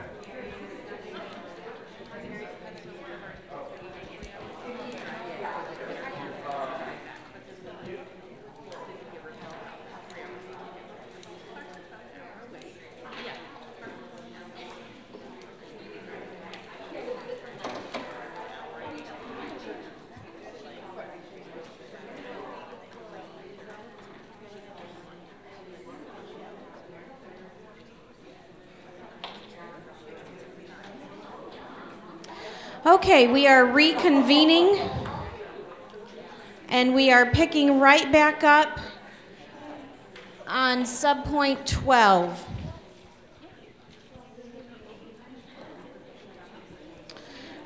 Okay, subpoint 12 says early learning providers who directly care for children must complete the current Washington State Department of Labor and Industries training on the prevention of exposure to blood and body fluids prior to being granted a license or working with children. This training must be repeated pursuant to Washington State Department Labor and Industries regulations found here, the weight of 6. All right, so let's take consensus on subpoint 12 with a weight of 6. Licensing, thank you, 5s all around. Parents, 5s.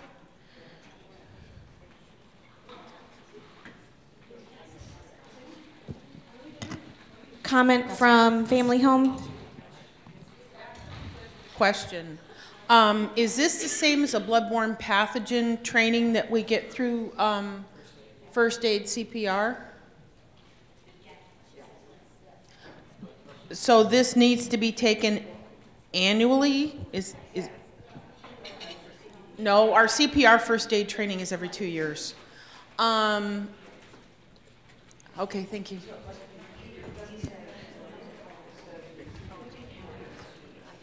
So this is specifically saying before being granted a license and prior to working with children.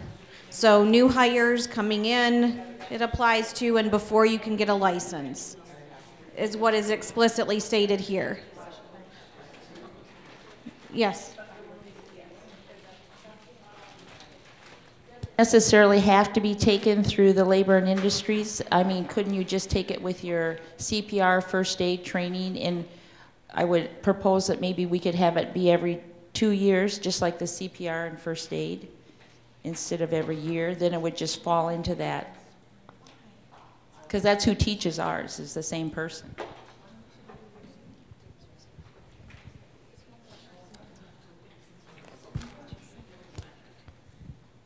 Okay, well, any response from Dell to that question? Do you need it repeated? Yes, 30 seconds.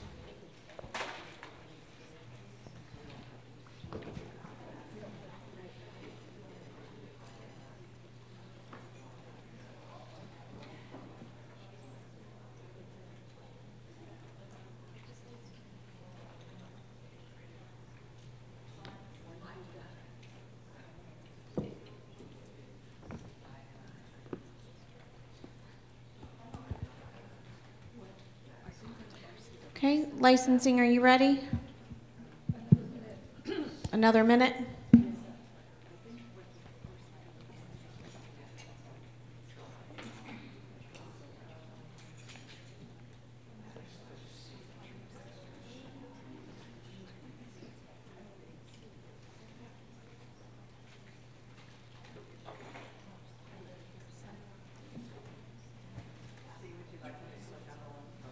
Yes, please. If you could click on the link.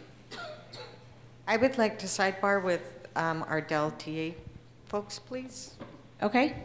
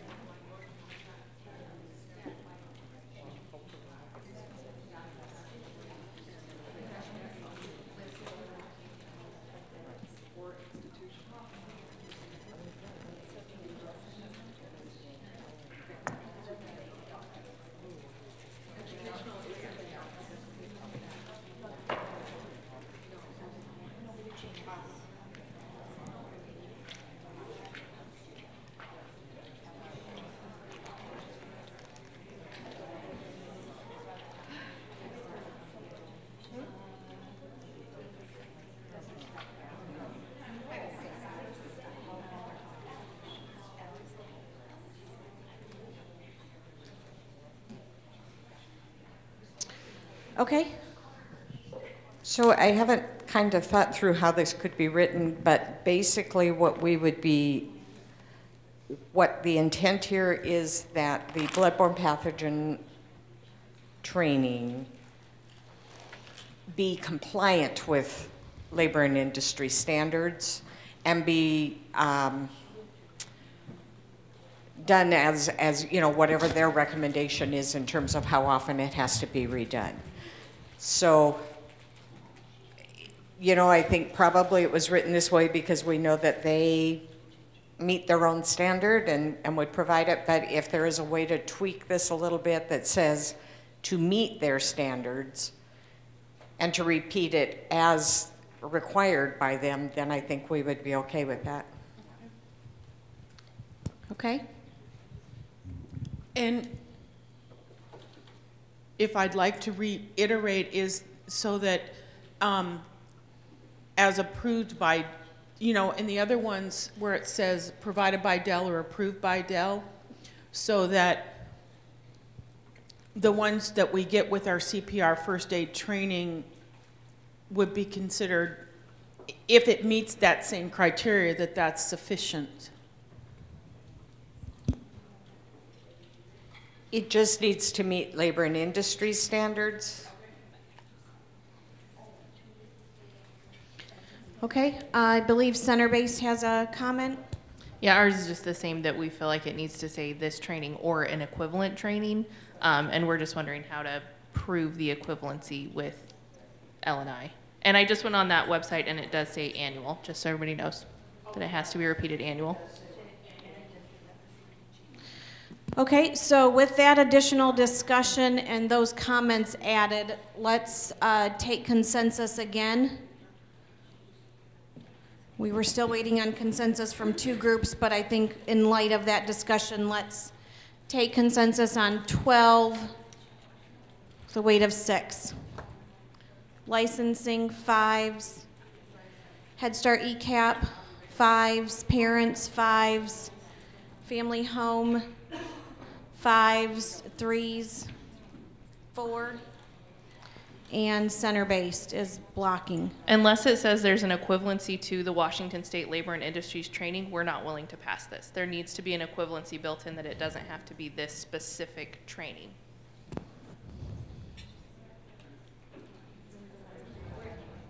We just want to know that labor and industries, that it meets their standards, and it doesn't have to be their training, but it has to meet their standards. And that's partly because that's, as an employer, that's part of what you're having to provide anyway. So I don't know that equivalency fits here.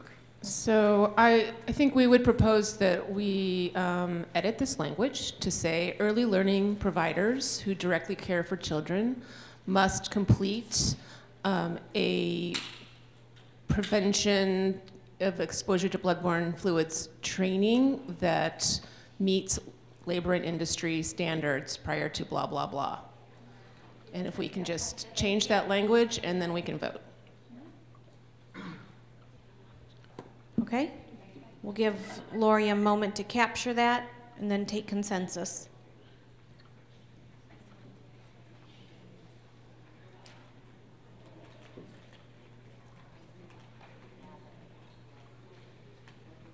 I think it might be labor and industries requirements rather than standards. I don't know.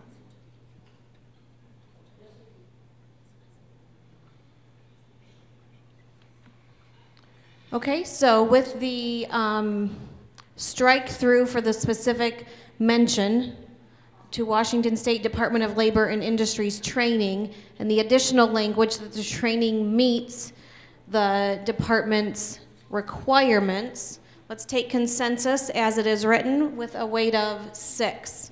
Licensing 5s, family home 5s, 4s, and a 3. Parents 5s, 4. Head Start ECAP. Thank you for that conversion from a fist to a 5. I was waiting on it. And a 1-minute caucus for center-based, okay?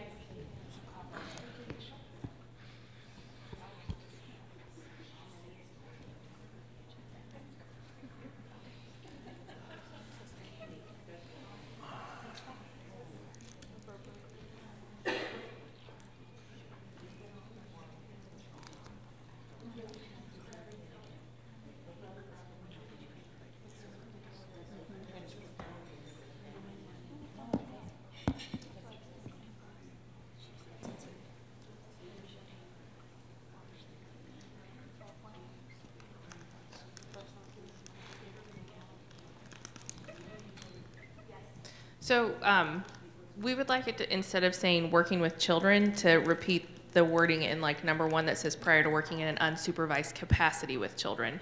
We don't think this should have to be done before they step foot in the classroom, like the rest of the trainings. It can be done while they're working for us, just before they're unsupervised. So in the end of the first sentence, prior to being granted a license or working unsupervised with children. Yes. Okay, I see head shaking from licensing. Do you need a minute to prepare a response, or do you want to? Okay, 1 minute.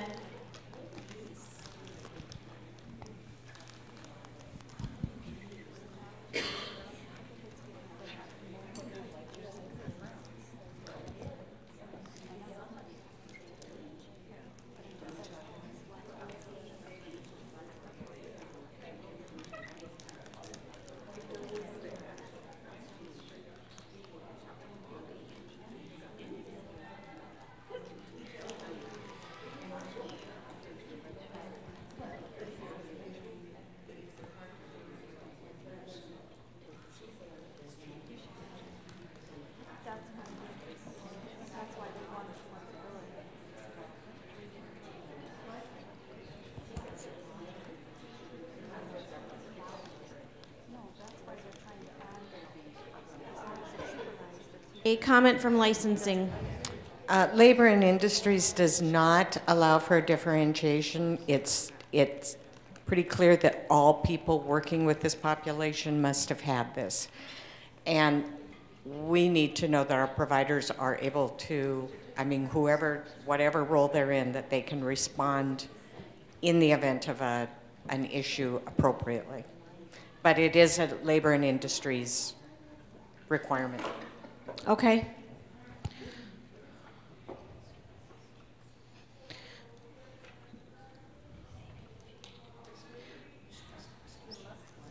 Center base, do you need a minute? Okay, we'll give you 2 minutes.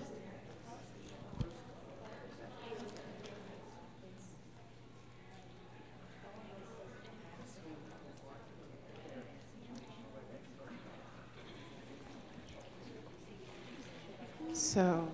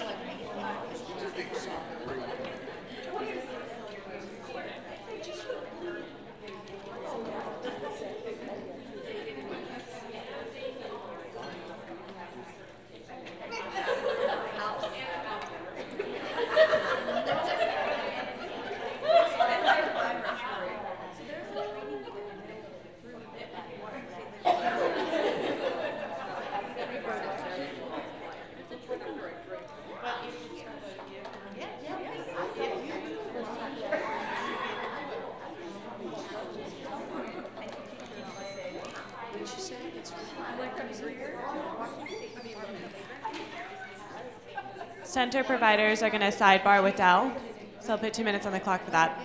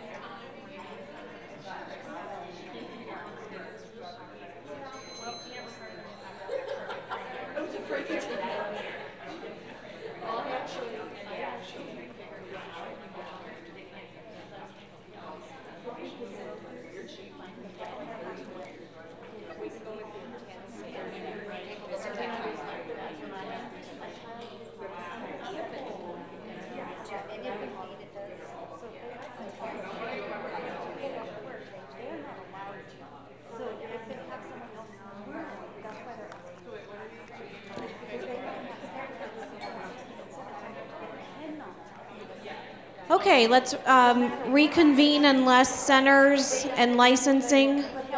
Do you need another minute? Oh, just travel time back.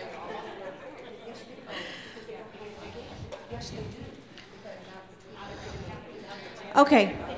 Yes, 30 seconds caucus for center-based.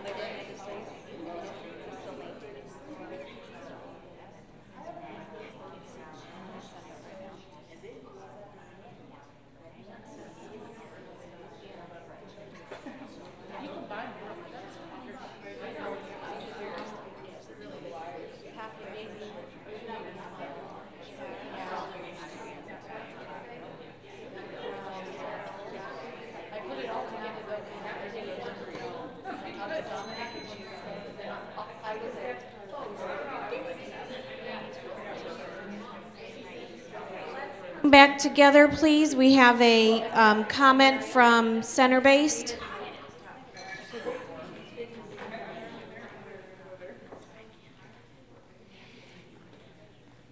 So in our side table with the DEL, they're going to do some research on whether or not this needs to be prior to or not. And one other thing that we looked up is that at age 17, if we hire an aide at that age, they are not allowed to clean up bodily fluids according to LNI. So in that scenario, you would have a lead teacher with the training and somebody else in the classroom without it. And so on the ground, how this works is if somebody quits tonight and I need to hire someone tomorrow and I have a great candidate and I have them come in tomorrow but they don't have this training, we think that somebody in the classroom needs to have the training and then somebody else who might not should be given some time to do that. Considering the law says that that could happen anyway with a 17-year-old in your classroom, if you see what I mean. So we would like it to match the language of the CPR on 13 and give that person a little bit of time. We agree somebody in the classroom needs to have that training. Okay, so with that comment noted, I believe we were still waiting for a vote from center-based.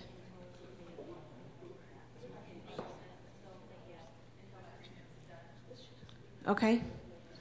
All right. So we are,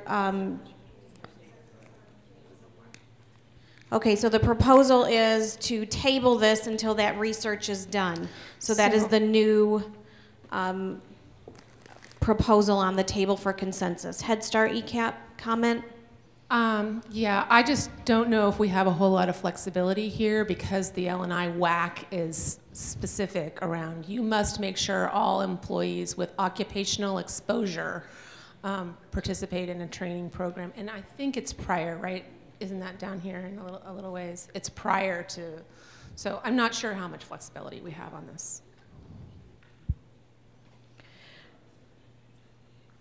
Did licensing feel like there was enough flexibility to investigate? But what we proposed was that we agree that we will look and make sure that we are understanding the rule correctly. If we are, then it would have to stand the way it is. Okay. If we are not, then we would be happy to go with the same language as is in CPR, but everything we're looking at indicates to us that L&I will require it. Okay. All right, so let's take consensus then that, as just described, that some due diligence will be done looking into the interpretation of this. The comment has been noted, so consensus for that motion. That Dell is going to take some time to review, consider if there is any flexibility, noting that there may not be with what the standards state. If so, it will stand. If there is flexibility, then language will reflect that. So we're voting on tabling this? Voting on tabling it, yes, and that is what will happen when it becomes tabled. So we're voting just on tabling it. That is what you're voting on right now. Taking consensus then. Licensing 5s, family home 5s, parents 5s, Head Start ECAP 5s, and center base 5. All right. Thank you.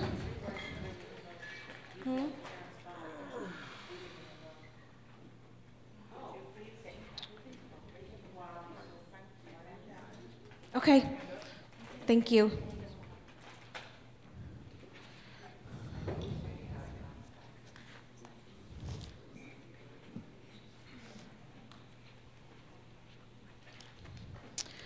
All right, subsection 14.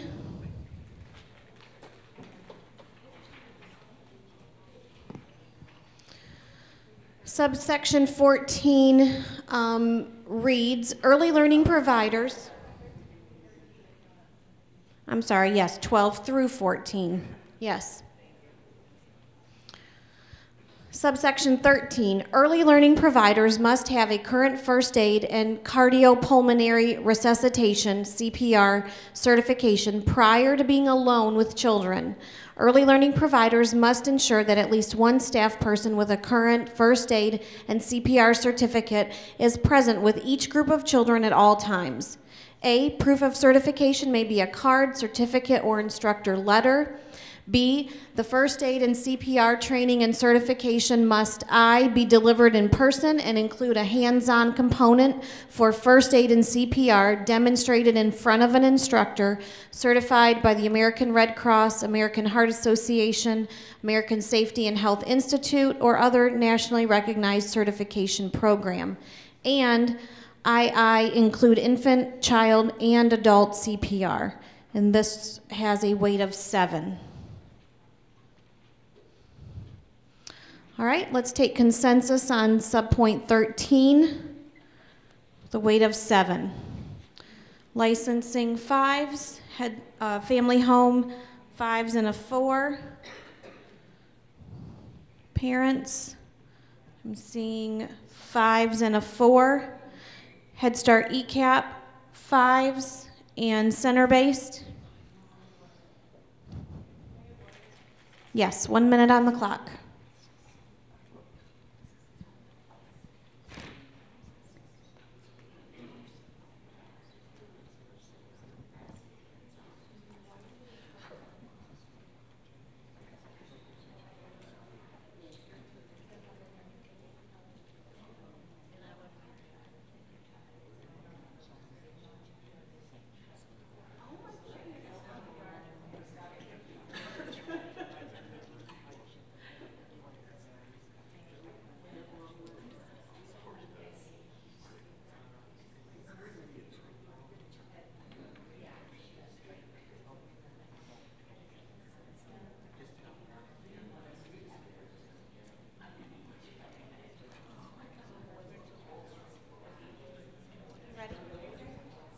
All right, center-based, you ready for a vote?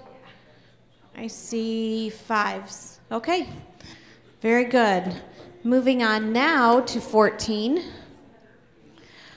Subpoint 14, early learning providers who prepare or serve food to children at an early learning program must obtain a current food worker card prior to preparing or serving food. Food worker cards must A, be obtained online at this site, foodworkercard.washington.gov, or through the local health jurisdiction, and B, be renewed prior to expiring.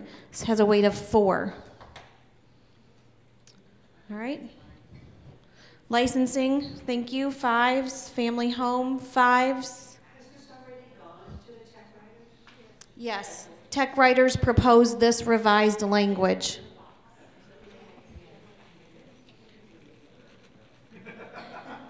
Are you still with, okay, a vote of 4? All right, 5s and 4s, family home. Licensing was 5s.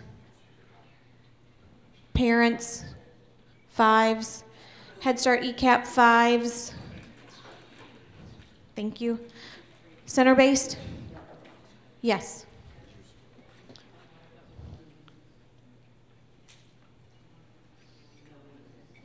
A clarifying question. So for us that have a cook that brings in their food into the classroom and we do family style dining, there is no serving because their teacher is sitting with the teachers and we're all sitting and passing food. Is that considered needing of food handlers? Because they are not serving food, they're not preparing any food, they are literally sitting with a group of children and participating in the meal. Somebody put food on the table. The cook. So that person needs to have it. So you're saying, so what are you, if a staff person brings it in? I'm asking if all of my classroom staff need it, if my cook is the one that's preparing and bringing the food to the table. Helping the children at all, serving the food? It's family Yeah. style, so they're... Yeah, but some children sometimes need help serving. Well, they might put their hand on their hand and use the scooper to serve. I'm asking, like, is there really a need for the staff to do it in that circumstance? What's the reasoning behind needing it if you're participating in family style dining? It's the preparing, serving, and handling of food. So if they're bringing it in, if they're handling, if they're helping with scooping, if they're doing anything with the food, then they should have a food handler permit. Misha. Sorry. I would say that the staff who are sitting with the children are responsible for ensuring that the food is being served properly amongst the children themselves, which is participating in the serving of food.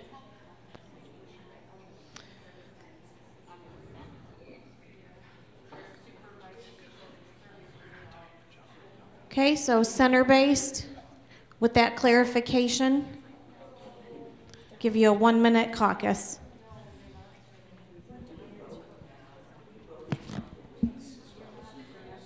Yes.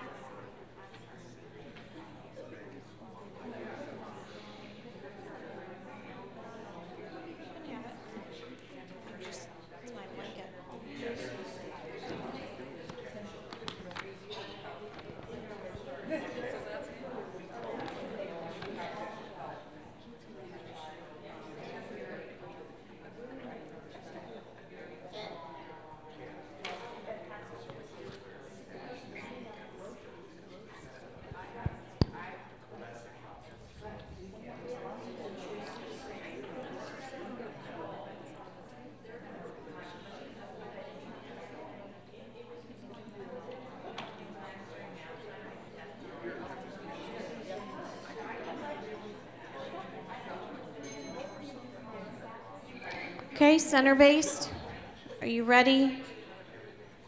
Okay, give you 1 minute.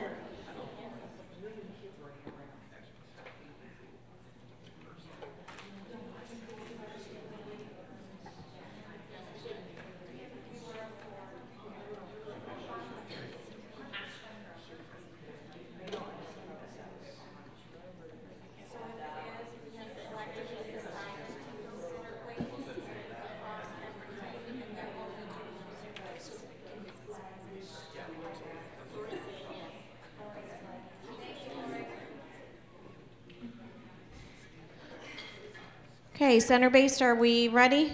Do you have a comment, or are you ready to take consensus?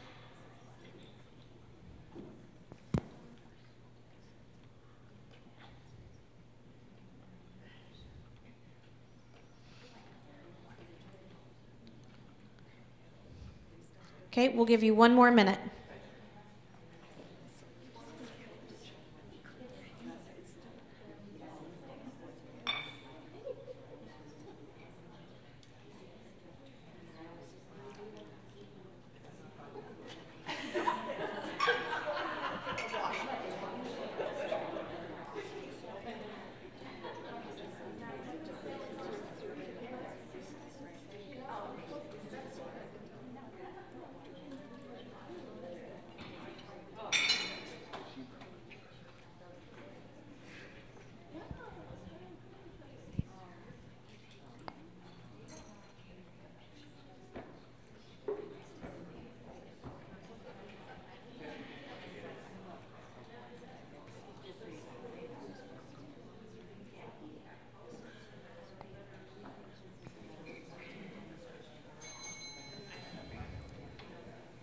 Okay, so our comment is just, you know, it seems a little ridiculous that 50 staff, it's $15 each, say $15 an hour. So $1,500 for my staff to get food handlers.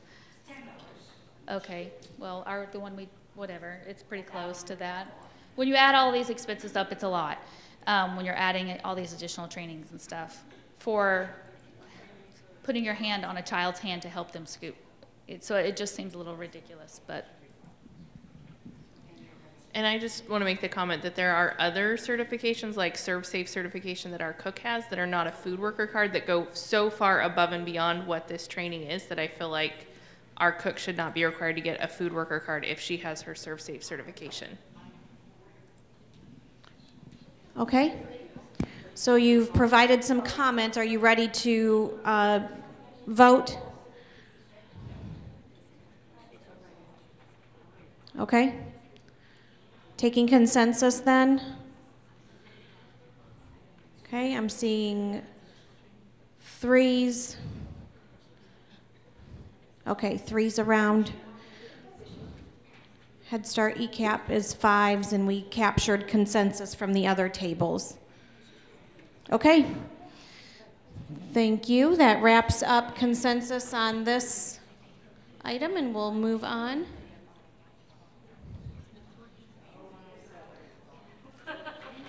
Okay, next one is 0107.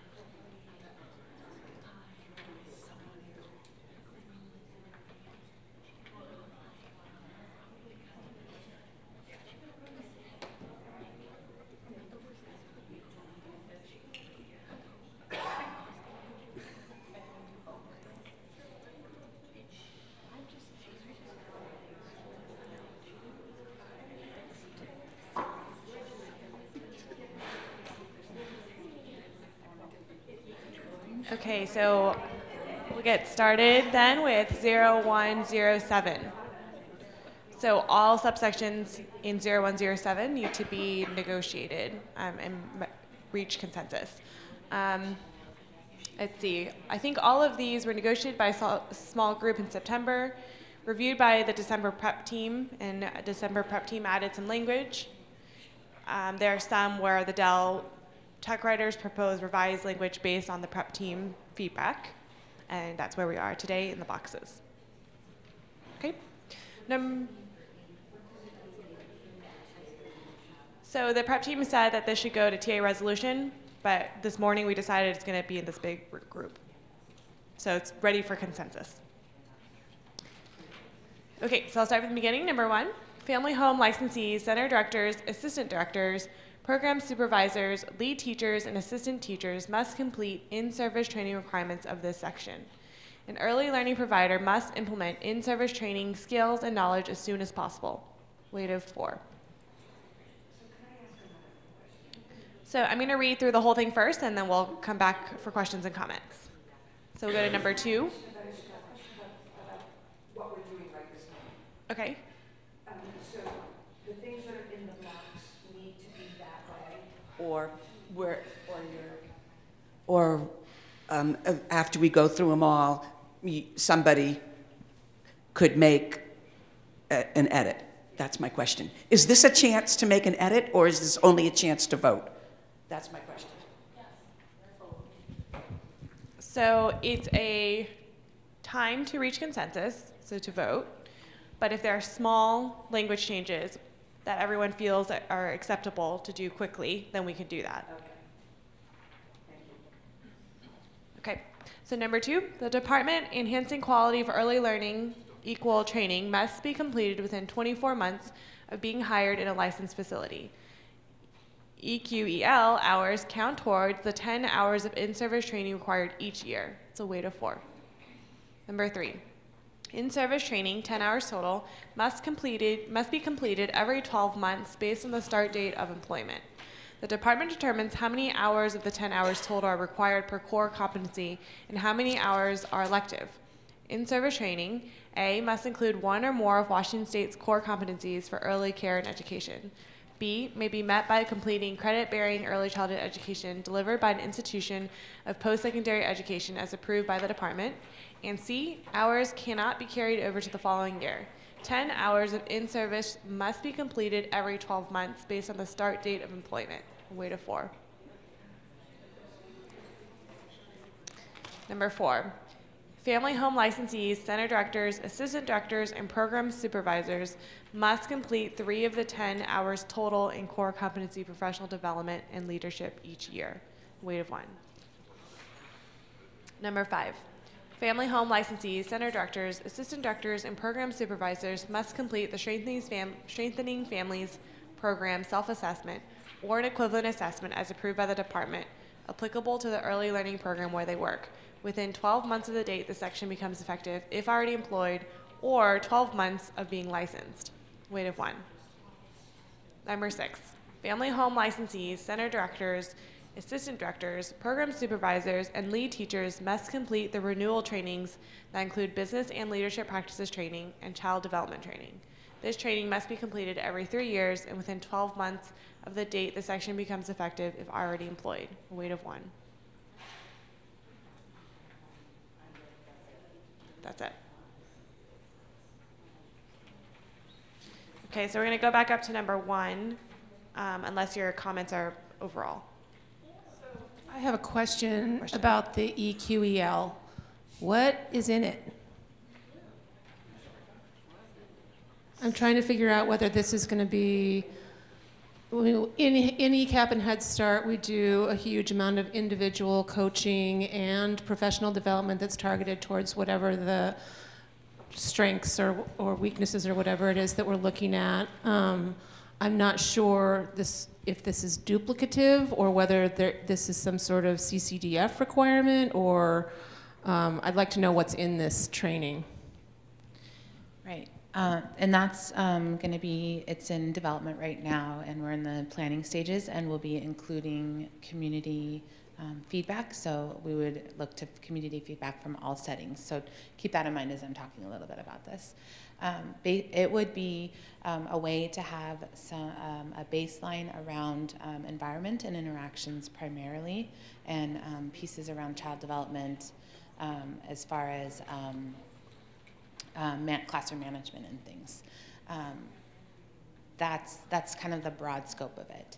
And the idea is that in this Enhancing Quality Early Learning, it gives everyone a statewide kind of common ground that goes beyond child care basics around what's our stance on quality for children in our care. So if you are coming in with a 12 credit certificate or something else like that, is this going to enhance your experience, or is this just going to be a boring reiteration of what you've done in your college work, whether you have the certificate or an AA or a BA in ECE? Yeah, well, and I would, as I'm saying, it's in development, right? And what I would say to that is, the goal is that it would enhance anyone coming into Washington State and caring for children in Washington State. And so it will have some things that would be state specific, and I'll lean a little bit towards it's to align with early achievers standards, because remember, we're talking about standards alignment, so we're trying to think about what is our licensing standards, what are our early achiever standards, what are our ECAP standards. So it's something that's kind of moving towards that alignment, and that was the goal of this, is that it's really making it about our early learning system in Washington State, specific to our early learning system. I'm not completely sold on this.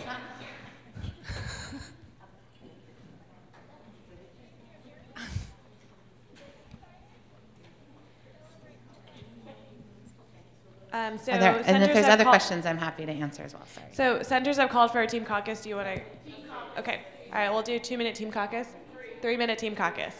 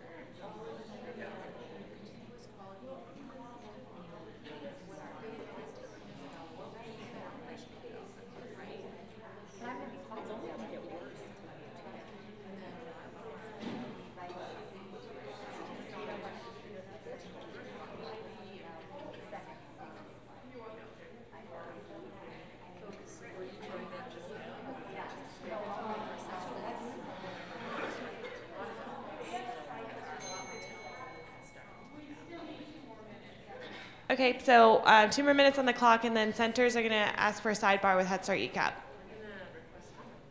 You guys, Head Start ECAP, are you ready, or do you want to wait for the sidebar? Okay, whenever you're ready, then we'll start the new clock for the sidebar.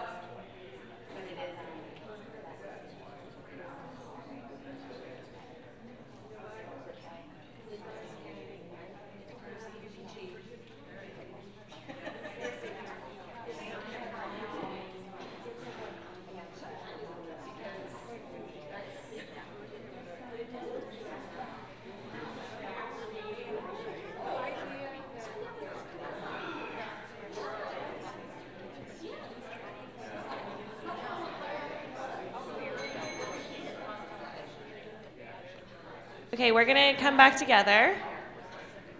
So it's been brought to our attention that, as you can see up at the notes, this was negotiated in September. And then it was brought to the December prep team. Between the December prep team and coming here, Dell had some technical rewrites, but no one else has looked at that. And so what we're gonna do right now is ignore the Dell technical rewrites and start from where we left off from the September negotiation where the prep team also reviewed. So we'll negotiate from there. So we'll cross out what's in the box. You still see some of the options in front of you, but I'll read through the whole thing again with just the September small groups language. So we'll start the negotiation process from that. Okay, so we'll start all over again with 0107. All right, so number 1, family home licensees, center directors, assistant directors, program supervisors, lead teachers, assistant teachers, and aides that are counted in ratio must complete in-service training requirements of this section. In-service training requirements must be completed after 12 months of cumulative employment unless indicated otherwise. Weight of NA. This is sub-bullet A. The department enhancing quality and early learning training must be completed within 24 months of being hired in a licensed facility after completing child care basics pursuant to WAC 0106. During the time the EQEL is being completed, EQEL hours count towards the 10 hours of in-service training required each year. Weight of 4. B. In-service training, 10 hours total, must be completed every state fiscal year, July 1 to June 30th, after an early learning provider completes the EQ-EL training required in subsection 2 of this section, which would be A instead of 2. The department determines how many hours of the 10 hours total are required per core competency and how many hours are elective. In-service training, I, must include one or more of Washington State's core competencies for early care and education. 2, may be met by completing credit-bearing early childhood education delivered by an institution of post-secondary education as approved by the department. And 3, 10 hours of in-service must be completed every 12 months.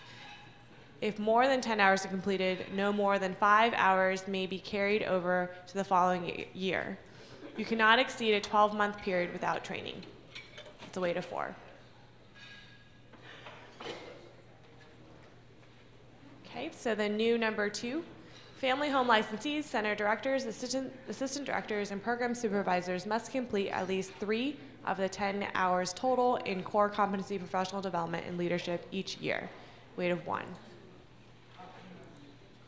New 3, family home licensees, center directors, assistant directors, program supervisors, and lead teachers must complete the renewal trainings that include business and leadership practices training and child development training.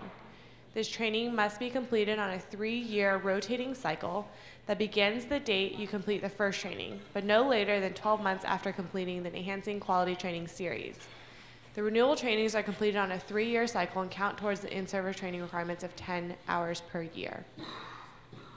So this is really guidance. Year 1 is business and leadership. Year 2, child development. Year 3, elective year to select from the Washington State Early Care and Education core competencies, a weight of 1. Okay, yes. I have a question about the last one. Can we scroll down to, so is the business and leadership practices training and child development training, is that training within those competency areas, or are those specific trainings that are going to be required? I would say a little bit of both. The idea would be that there would be some sort of submission and approval process in order for something to be said, yes, that meets the requirement. As we all know, there is high quality professional development, and then there's also some that may not be as high quality. So we would want to go through a quality assurance process similar to like we do for our trainer approval process. So it would look like that. Probably the first round, it would be DEL developed so that people could kind of have a starting point and have something to grab onto. And then from there, it would be somebody could submit and say, hey, I think that this should be met, this should meet the child development one. And then we'd have a rubric that people would evaluate.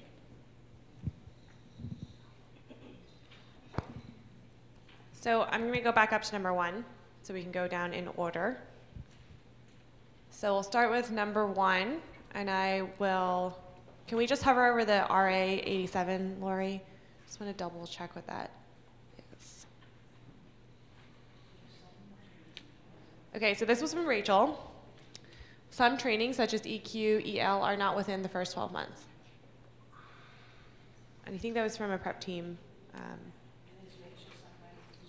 She's right here.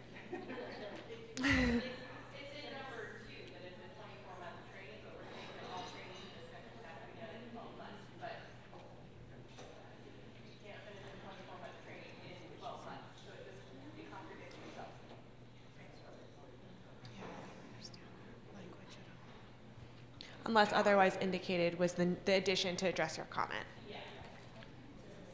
Okay, so I'll note here that this is a weight of NA, so I remember when we did this in the small group, we made 1 NA and then made the rest, A through however many weighted, so you could weight by topic, by training topic.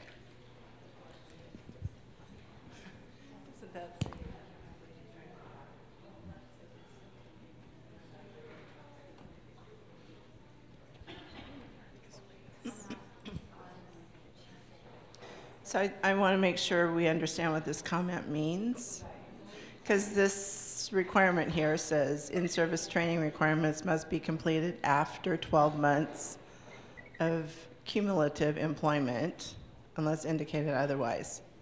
And your comment says some trainings are not within the first 12 months.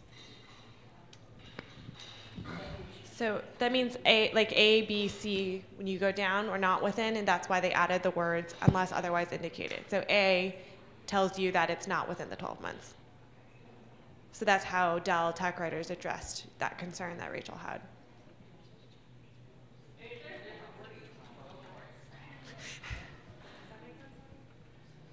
One is now a precursor to A, B, C, as opposed to.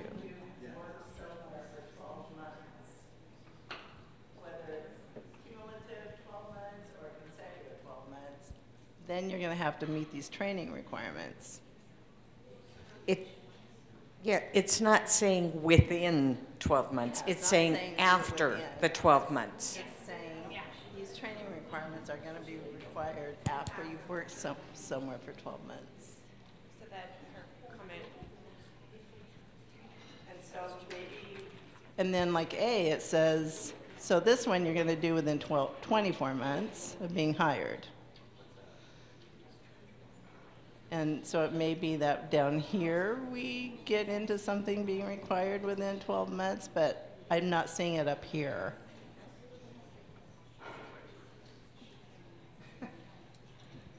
I think that last sentence just needs some cleaning up because it also says within 12 or after 12 months of cumulative employment. So if somebody works at Sherry Center for 10 months and then comes to me for 2 months, then all of a sudden that's 12 months of cumulative employment. I have to have all these trainings done for them. So I think that sentence needs cleaned up. If we could do that here, that would be great. So you do What is want the intent? You do want the cumulative employment though, because I don't want this to be if they start with you, I don't want them to have to start again and do childcare basics at the beginning of the next. No. I just think but if they like work somewhere for 10 months and then come for work for me and then I have 2 months with them and then all of a sudden all of these trainings need to be done if they didn't do anything at their previous center. Right, okay, I see what you're talking about. So, and I know being in the room that day, part of this too was like the summer help that comes in that's only there for 3 months. They're not going to have time to get all this done before the next summer. And so it was the cumulative based on they work for you for the summertime. So it's after a couple summers, they have to have all this stuff done. So I know being in the room that day, that was part of this. I just think this last sentence isn't clear about what the intent is. So what is the intent? And let's clean up the language and go from there. Okay, I think licensing wants to answer that. I have two things. First of all, I think the cumulative is on purpose, and it's so that people can't just go popping from place to place to place and never getting the training that is required. That's part of it. The second piece is I agree that we need some language cleanup here because number 1 says after 12 months and 1A says you got to do it within the first 24 months, which wouldn't really give you the 12 months that it's after. So there is some language cleanup that needs to happen. So I guess my question right now is if you guys need the language cleanup to move forward. Or if we can just capture the intent. Okay. 2-minute caucus on the clock.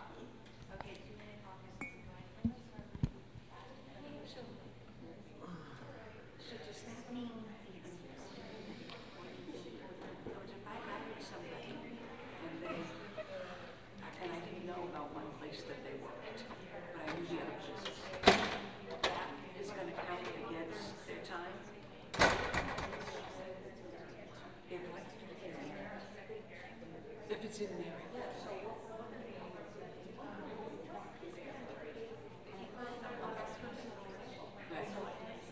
So I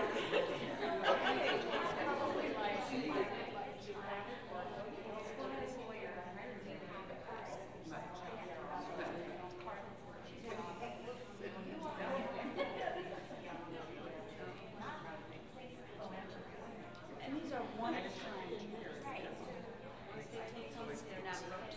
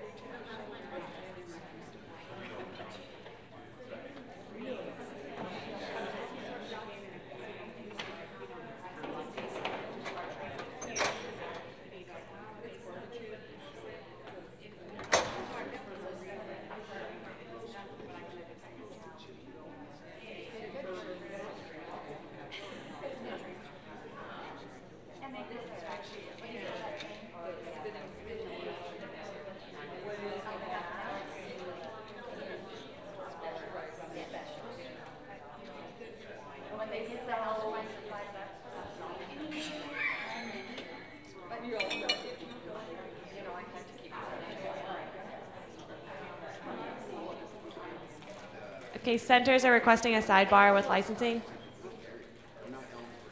Licensing? Do you guys accept the sidebar from centers? Yes. Great.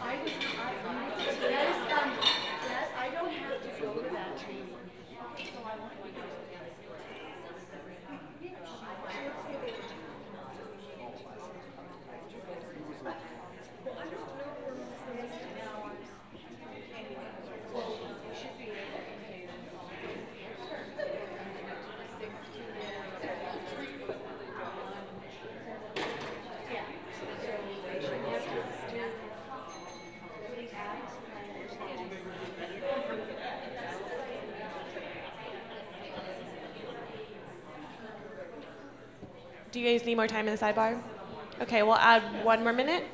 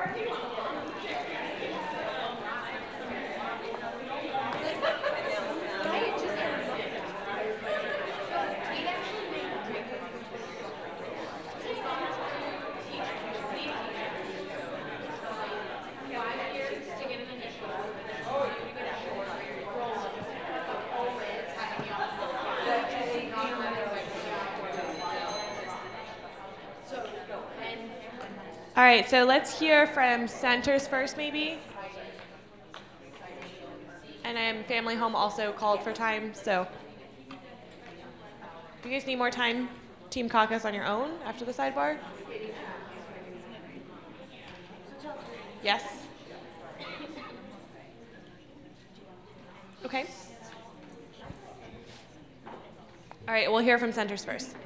So we kind of talked about an implementation piece that we would like to consider is if I've done everything I can as, you know, overseeing my staff that, you know, they're not getting their 10 hours in, I've written up a, you know, performance plan for them. We've written up a professional development plan for them. I've given them formal letters of warning that this needs to be done by this date, and they don't get it done, and then the employee's not looking at any penalty from Dell, but me as a center who has done absolutely everything I can to try to get them their 10 hours is looking at a weight of a 4 being put on my center because this person didn't get their training done. So it's just, if a center or a family home provider is doing absolutely everything in their power to try to motivate this employee to get their training done and they still don't get it done, I think that needs to be taken into account, that it's not the center or the provider's fault. It's somehow needs to be given back to the employee. Okay, thank you. So we've noted that concern. Does licensing want to respond to that at all? We kind of talked it through. Okay, you guys have discussed it. So I just noticed it's noon, so it's lunchtime. So I think it's a good time to pause, and we'll start back here when we come back from lunch.